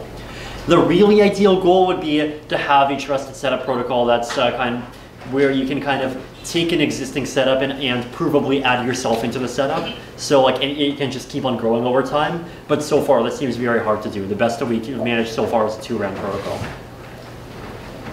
Yes? How close are we to getting sharding in Ethereum? That's going to be after Casper. Like we've been, I mean, the research has been kind of slowly progressing. I mean, one thing that we're probably going to start doing soon is that once the kind of research side around Casper more fully settles, then we'll start looking very heavily on like what would a prototype look like. The roadmap for sharding would probably be in several steps. So the first step would be trying to like parallelize, or make a sharded version of the blockchain, but where full nodes still validate every shard. Then the second step would be adding in this erasure coding stuff or whatever else to make it like-line friendly. And then step 3 would be like creating like-lines that can also be validators, and then encouraging more and more people to kind of switch over to being like-line validators over time. And then eventually we'll kind of take off the training wheels, and there are not going to be any full nodes anymore. You mentioned before about sharding that probably wouldn't be geographical. Because that would be... Well, it's so we actually haven't really fully figured out what exactly the sharding, like the kind of relationship, or how shards will be kind of allocated or assigned or created. So the thing that we can't do, right, is we can't explicitly say shard 33 is the Taipei shard, shard 34 is the Kaohsiung shard, shard 35 is the Shanghai shard, because like a cryptoeconomic network has no idea what Taipei is, right? So it's the idea is, so what we would be able to do is though that if we want to, we could try to create shards that have ultra low block times and create natural incentives for them to geographically centralize. And this way, we'd probably end up with a couple of shards per city. So this is something that could happen. Another thing that we could have is just randomly distributed shards. We could also have a combination of different types of shards. So theoretically, like any of these different options are possible, and it may even be possible to kind of present the trade-off to the users, so users have a choice between higher levels of security and higher levels of performance. But that's later research. So I think the more realistic thing is that version 1 of sharding will be like fairly maximally simple, and then we'll try to incorporate the fancy stuff over time.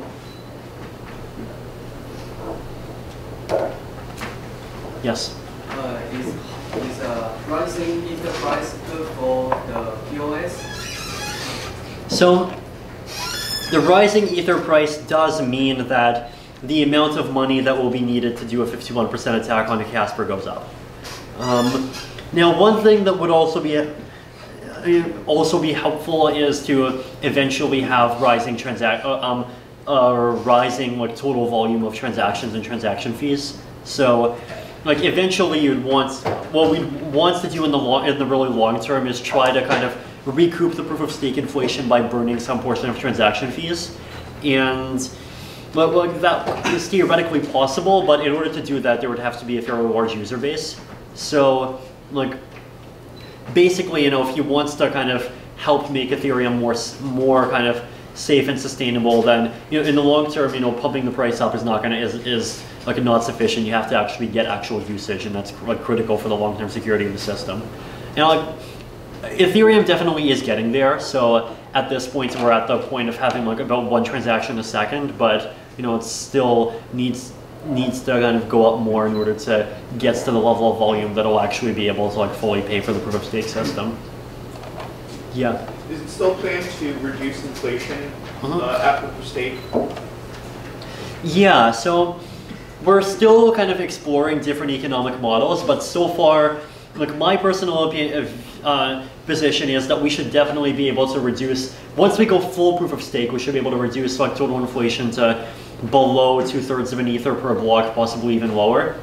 So my my personal preferences are that I think that we should target having a stable level of security more than we should target having a stable level of inflation.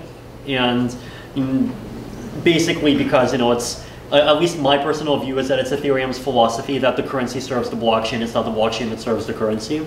And so what would likely happen in very late versions is that you'll have proof of stake, and the proof of stake will have an inflation, and this will depend on how many people participate. It might end up being like between 0.1 and 0.6 ether a block, and then separately from that, we'll have some mechanism that burns some portion of the transaction fees, And these hopefully once usage gets large enough, the burst transaction fees may even go up to being above 0.6 Ether a block, but we'll see.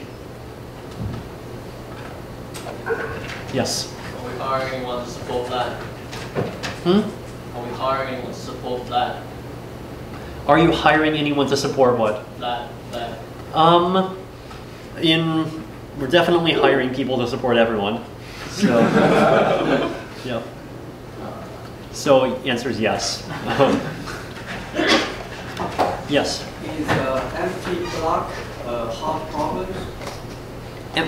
Are empty blocks a hard problem? So what's the question? Is it like disincentivizing miners from creating empty blocks, or? Oh, yes. How to disincentivize? So you can't really disincentivize empty blocks, because if you try, then validators will just fill their blocks with junk data instead.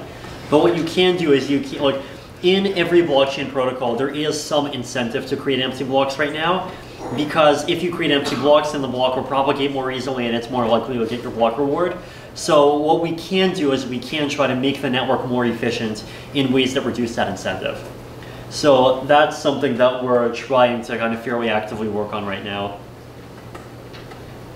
So the idea is that the natural incentive for miners not to create empty blocks is that they get transaction fees, right? So what we want to do ideally is to try to make sure that all the incentives not to include blocks are small enough that they're smaller than the incentive to include transactions. And if that's the case, everything else should take care of itself. Yes. Here's a question online. Anna asks, what benefits venture angel respect private blockchains that EEA bring to public blockchain? So my personal kind of thesis is that I think the public chain and enterprise chain communities can really strongly complement each other, because ultimately they're often working on very similar problems, whether it's consensus algorithm design, whether it's just improving scalability, improving performance, formal verification, benchmarking, software being safe, having developer tools. A lot of these things, strong privacy, snarks, a lot of these things are things that really benefit, both the enterprise community and the public chain community. Another, in my opinion, really important synergy is that the two communities can basically serve as kind of a testing ground for each other, and basically the public chain community, the public chain even ends up serving as a bug bounty for both for itself and for the private chains, right? So if you look at things like Hyperledger, they have not had hackers trying to whack at the blockchain for a period of 35 days trying to find each and every possible way to break and DDoS the system, whereas Ethereum has, right? So so I think there's lots of synergies going in both directions, and I hope that the two communities can work well with each other. Thank you. Do we have more? One more. What's your vision for Ethereum the next 1 year, 5 years, and 10 years? So technically speaking, I think first of all the privacy features in Metropolis and then Casper are the first step, and then after that probably the important thing is focusing on sharding, as well as some focus on getting the protocol economics right. That's on the kind of bottom level technical side. On the kind of ecosystem and adoption side, I think generally improving user experience is important. This includes making better clients, but making better mobile clients. In my opinion, a really important part of user experience is the making basically security. So, coming up with ways that users can interact with the system so that they don't lose all of their money if they lose access to their private key. And that's something that I hope that there's hope to see people working on more. Basically, I think that over the course of the next couple of years, all of these different layers of technology will hopefully kind of mature at the same time to the point where you can build these kind of trust minimizing decentralized applications for a whole set of use cases just about everywhere. Yes. Talk about EWASM. Yeah, so EWASM basically is a research project that's trying to come up with a new version for the EVM, which starts off with WebAssembly, which is a new standard for basically a virtual machine that's to be used in web browsers. And the eWASM project basically tries to make a kind of modifications to eWASM code. So it takes eWASM code and does kind of pass-through filter that makes sure that the code is fully deterministic, and also makes sure that adds in a kind of gas metering mechanism. And the theory is that this is something that can be used as a virtual machine for Ethereum. So there's several different roadmaps, or possibilities for a roadmap. One of them is like full replacement. Another is to use eWASM, so compile EVM code to eWASM code and then use eWASM, or use WASM interpreters as one of the implementations for Ethereum. And I think this is already being done, and this is already like much faster than the native JavaScript VM. There's also a bunch of different routes in between. So this would mean that you could run Ethereum in a web browser? The goal isn't just to do Ethereum in a web browser. I mean, it'll definitely make Ethereum easier in web browsers, although even now there is, the EVM to, well, the part of the roadmap that lets you convert EVM code into WASM code and run it inside of WASM, that helps a lot in for making in-browser-like clients. The other important part of this, though, is to just make a VM that's more efficient, so that we don't need things like precompiles, and whatever cryptography people want to do, they can just implement it. So that would be really the ideal, because then you'll have kind of full permissionless innovation even on the side of what cryptographic algorithms people use. Yeah. Are you worried about investors or traders having more influence in the ecosystem?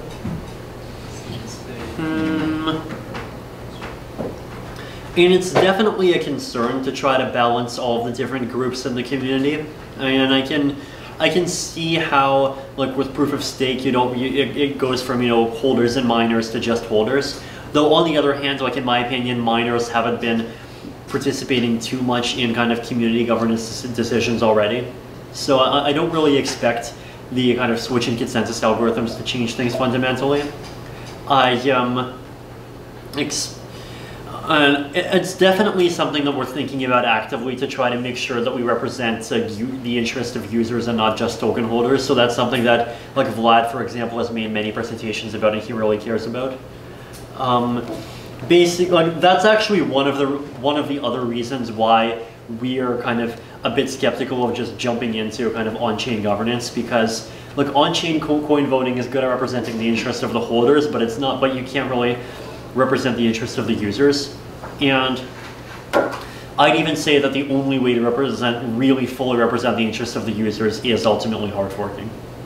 So, yes. Another question from online audience. So what is the chance to move to proof of stake?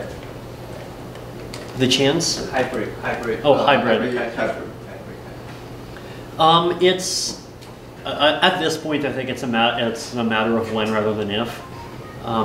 So the chance at this point looks overwhelmingly likely. Basically, the only reason why we would not move to proof of stake is if we discover some fundamental flaw with what we're doing and we never find a way to fix it. But that seems very unlikely, because we're at the point where Yoichi's even formally proved that it works. So the move to hybrid proof of stake basically just at this point a matter of development, and things like auditing and so forth. The move from going from hybrid proof of stake to full proof of stake, that's something that's it's also, at least in my opinion, it's something where we know what to do. It's just a matter of doing it. But it may take less time. It may take more time. Yes. How does Viper, your new contract language, compare to Solidity? So I would say Solidity. First of all, it's the most established language. It has the most developer tools. It's you can use it in the largest number of places, and the most kind of infrastructure supports it. It's got kind of that JavaScript style or /C++ style syntax to it. Serpent, the reason why I personally like using Serpent is that it mixes a lot of low-level features and high-level features. So you can very easily bounce between doing things like calling functions and using the ABI and directly using opcodes. And this makes it easy to kind of develop a lot of things. So one example is if I actually go into, hold on.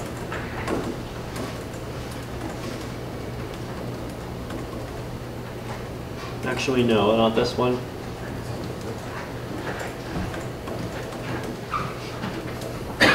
There, and so this is kind of what Casper code looks like, right? So it feels kind of, whoa, there we go. It feels sort of nice and low level, and you can kind of see how it goes, right? It feels fairly pretty. So that's, but at the same time, it is kind of very low level code, and it compiles fairly efficiently. Is this Viper or Serpent? This is Serpent. But on the other hand, like my personal opinion, like Serpent is also, the reason why I ended up doing Viper from scratch is that the compiler in Serpent was just written in C++, and there isn't really much of a base of people that are interested in contributing to it, just because the compiler code base is kind of fairly hard to kind of dig into. The Viper code base, I can give you an example of Viper. Hold on. Actually, I can give you the Casper contract in Viper. So there is what the Casper contract looks like, right? So the idea behind it was that it's based on Python 3.6, so it actually uses Python 3.6's AST module as its parser. So it tries to look as much as possible just like in really nice Python code, but obviously it compiles to a whole bunch of EVM instructions. So it's decidable. It also has a gas estimator in it, and the gas estimator actually does have the right, it respects the upper bound. And you have fairly complex data structures. Also, I managed to build in native RLP support, which is important for Casper. What else is there? So is Casper done? Okay, so basically the contract is this is a Casper contract that you can't just theoretically throw out and use. It does have a couple of small flaws in it, but we can fix them. The part that still needs to be done is, first of all, we're working on building a daemon that actually interacts with the Casper contract and sends transactions to it. So that's the first part, right? The first thing that we want to release soon is a kind of daemon that people can run, and it's kind of like Play Casper, where you're preparing and committing Ethereum blocks every 15 minutes, but it doesn't really kind of count. The second stage is that we'll write clients that are kind of aware of the Casper contract, and people will be able to run, choose whether they want to run a client that just follows proof of work, or choose whether they want to run a client that follows checkpoints first and then proof of work. Then we do a hard fork that basically kicks out some of the mining reward and transfers it over to a stakeholder reward, and we make everyone run the kind of a checkpoint favoring algorithm, and then that's hybrid proof of stake already, and then we roll to full proof of stake. That's the kind of 5-stage roadmap right there. And yes, stage 1 is over 3/4 complete. Yes? What is the long-term vision for Ethereum? I think I already answered that. The long-term vision is a bright one. The long-term vision is a bright one. That was a joke, but yes. How do you think about Definity? Do you think it's really possible to reach that kind of scalability? Yeah, the Definity project is interesting. It's important to note that it does explicitly use the honest majority model. So it's whereas we're trying to use all of these economic models and make sure that we're safe in all of them at the same time. But also Definity, it's the central nervous system mechanism is interesting, but it's also not the sort of trade-off that we would make. So it does make different assumptions about who participates in it than Ethereum does, though it also gets benefits from it. So the first stage of Definity definitely seems interesting. Then they also want to do the second stage that introduces various sharding mechanisms, and that stuff's all interesting too. And that's probably work that we can end up collaborating on, and we already have collaborated on quite a bit. So Zcash So the keystone technology that Definity relies on is something called a deterministic threshold signature. Basically, it's a way for people to collaboratively generate a random number. And the random number is then used to basically select the random group that makes the next threshold signature, and then that's kind of how the consensus works. The idea is that so basically that's really the key component that ends up underpinning a lot of the security, especially once it starts doing sharding. Now, it turns out deterministic threshold signatures actually depend on elliptic curve pairings, which is the exact same cryptography that underlies ZK snarks. So, like after Metropolis, you'll be able to do deterministic threshold signatures inside of a contract if you really want to.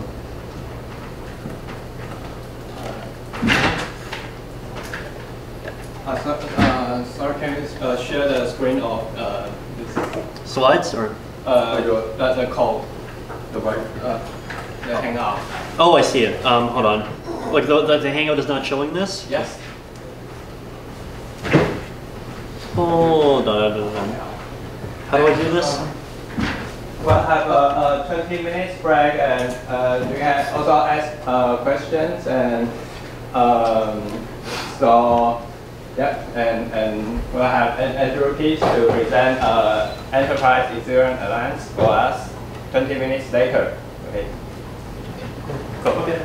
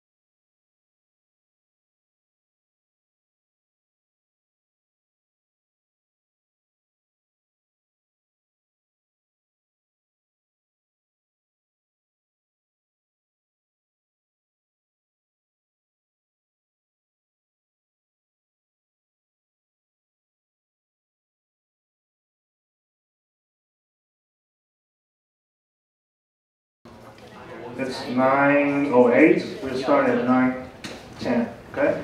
So please get whatever put in or out, and we'll be ready there.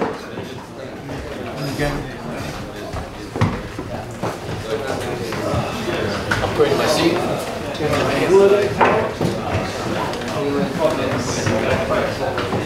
你们是要设计出来的，你不是要设计那个Yeah, talks, meetings.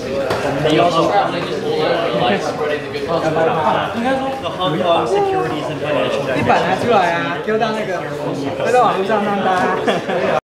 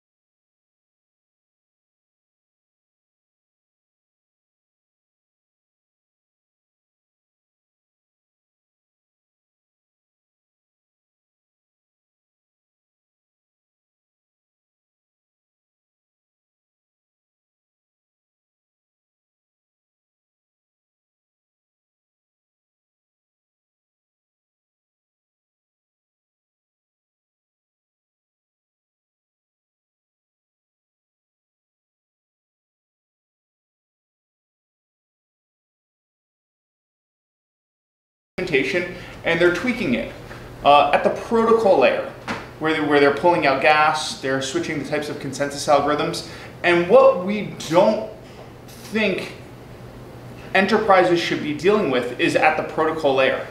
People like Vitalik, people like Vlad, and the other people from the Ethereum Foundation, these gifted computer scientists should be kind of dealing at the protocol layer, and the enterprises should be dealing at the application layer.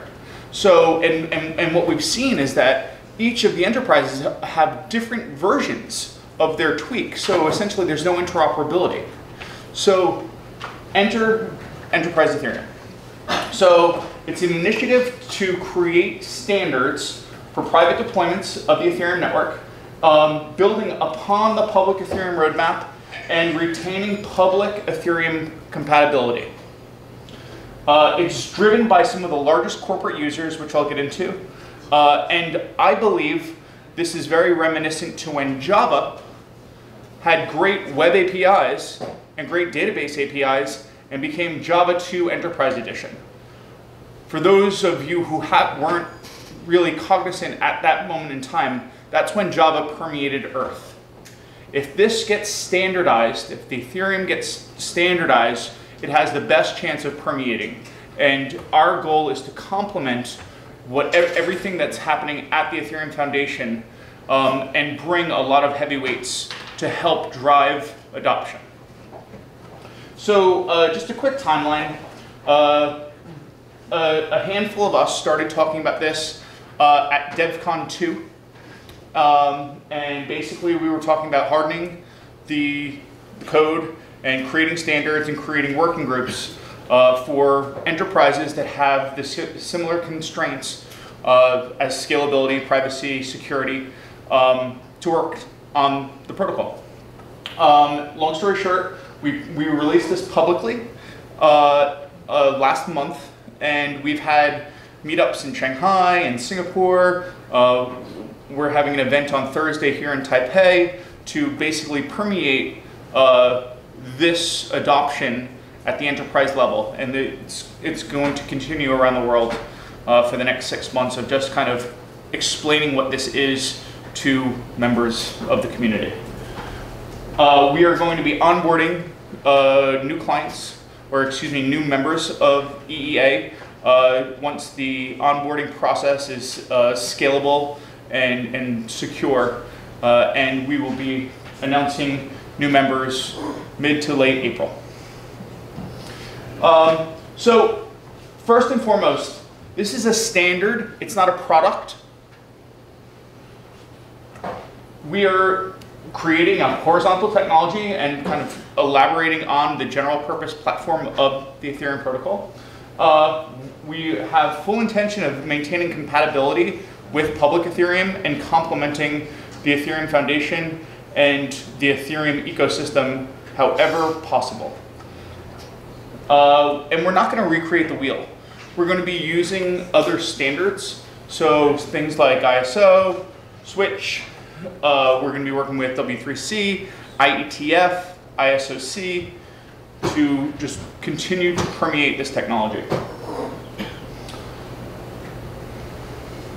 So there's really a holy trinity of what is going to be called N2F 1.0. The first technical objective of N2F 1.0 is to have the notion of pluggable consensus, the ability to swap out consensus algorithms depending upon the environment in which you're at. So you could potentially have a proof of stake consensus algorithm or a PBFT consensus algorithm depending upon that. Next is privacy. So JP Morgan open sourced their first ever technology, which was what was called Quorum, which is essentially a privacy on top of Ethereum, the Go implementation. And we're taking a lot of learning from that, and we will be using configurable privacy in this N2F 1.0 reference architecture.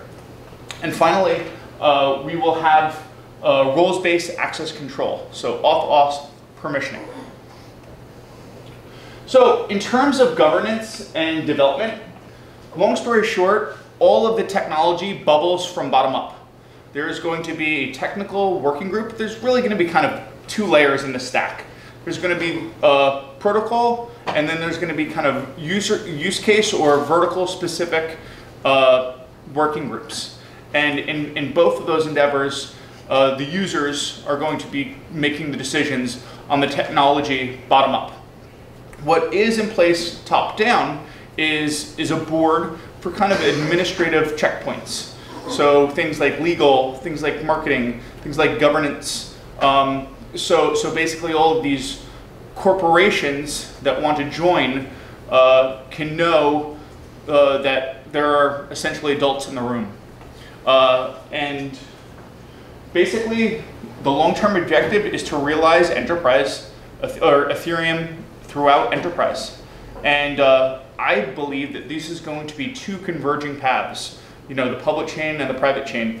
The analogy that we've been using a lot is that there's no private HTTP or public HTTP. There's only HTTP, and you're either behind a firewall or you're not. And as it's early days, another analogy is kind of in the early 90s where everyone was on intranets until the internet matured. And then a lot of people ported their work. That being said, there were lots of things that just stayed on intranets. Swift, which does most of the money transfers around the world, has always been on a private intranet. So I do think that there is merit in having those intranets also being EVM compatible Solidity type code.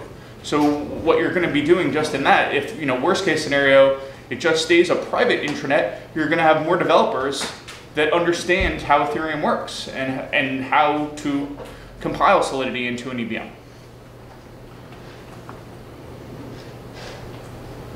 So really, that's it in a major nutshell. Enterprise Ethereum is a community of Ethereum early adopters.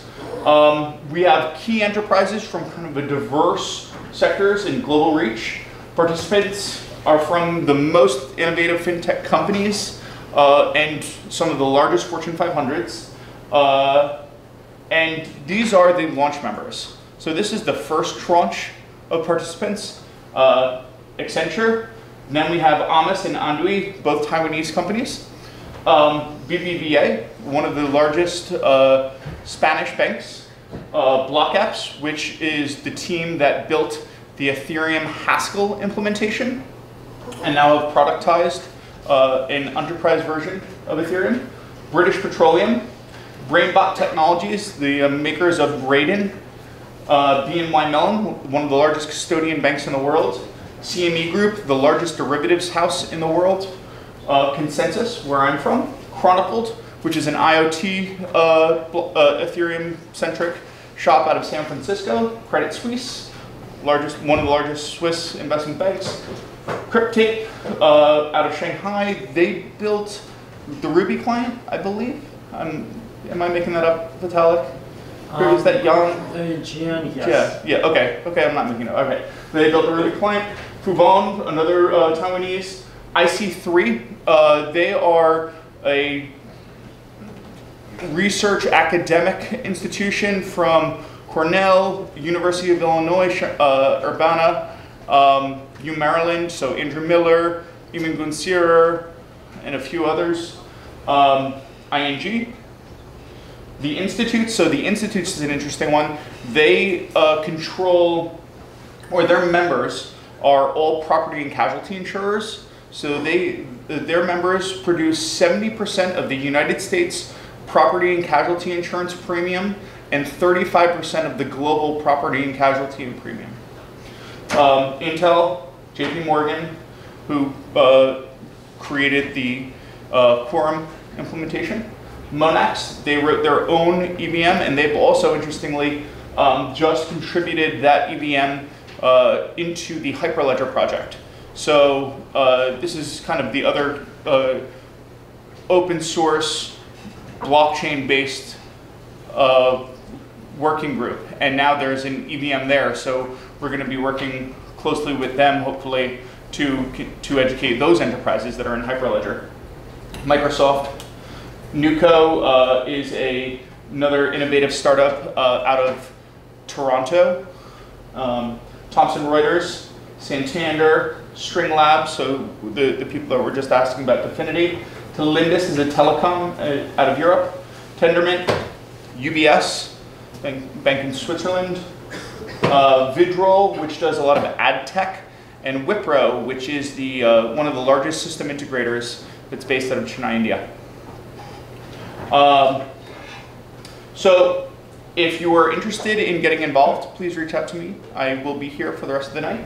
And there's a replay of the launch that is on ntfalliance.org. and we will be adding many members on an ongoing basis. Thank you.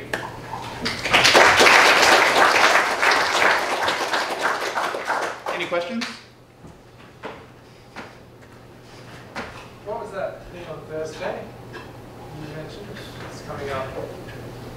You said you'll be here Thursday? Oh yeah, there's an event in Taipei where we're basically speaking about this to many enterprises. That's a private function that was facilitated by one of the existing launch members. We're all gonna crash. I'd love to have you. We may be able to work something out.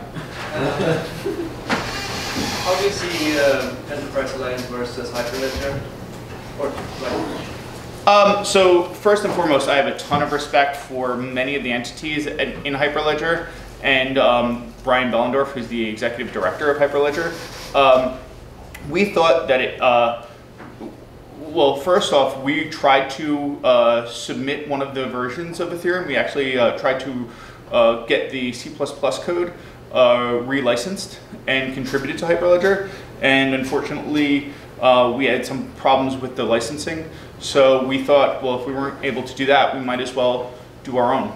And so we may find a way where we can both work collaboratively with, especially now that there is a version of Ethereum in Hyperledger. So more to come. So one thing that I didn't really touch upon is the fact that in addition to kind of creating this standard for this reference architecture, so all these different enterprises aren't reinventing the wheel, and in addition to creating all these working groups, so you can imagine, 5 banks are working on an Ethereum-based open banking system. It's kind of cool.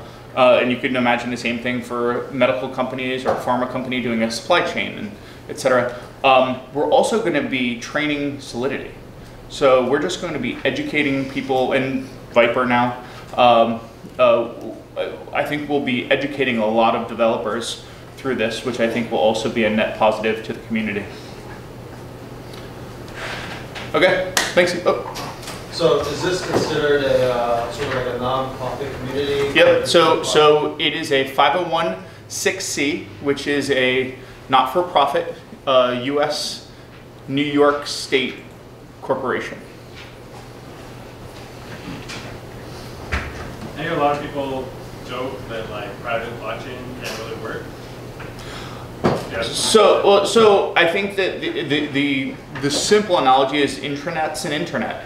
I think that a private blockchain will still beat out a traditional database, and if you can teach people and have them working on an Ethereum-centric one, once Ethereum scales, once it has privacy, you can port those same smart contracts over, and you can have interoperability. My position is that companies are going to have use cases that'll splay completely private, just like Swift never touched the internet, and that did a lot for Earth. Consortia environments and public environments. So depending on the use case, it'll fit into one of those 3.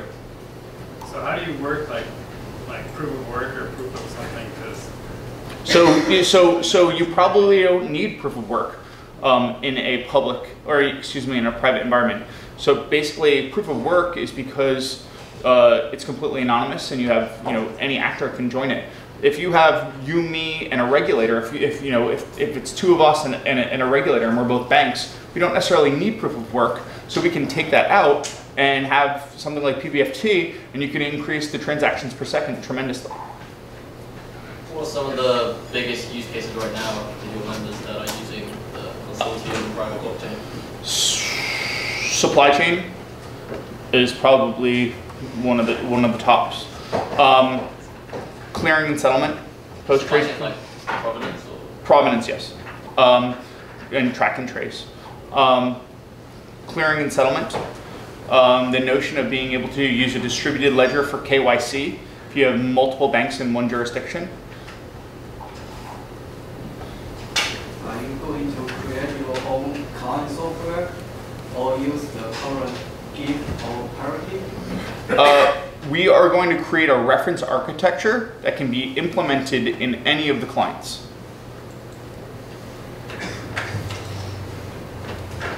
Thank you.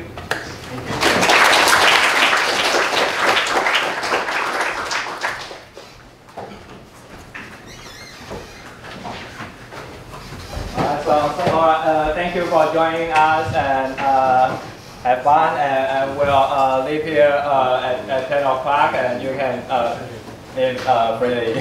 Thank you. Thank you.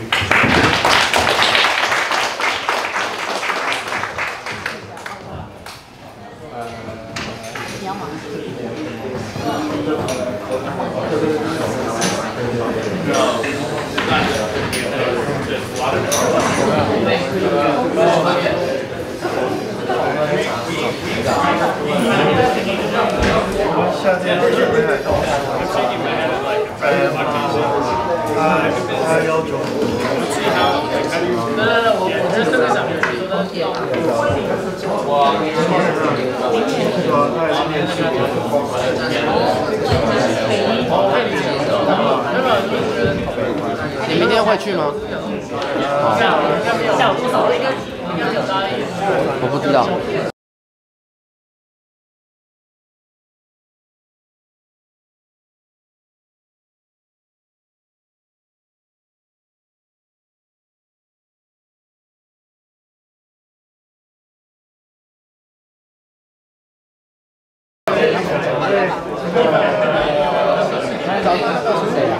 就是那个哦，卖书的，没有，他礼拜四应该不会去，他这次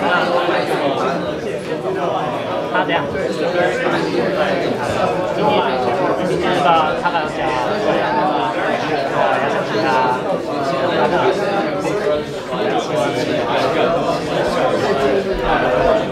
听起来是因为他下个月要去台湾要出书，所以应该有上，是爸妈这边。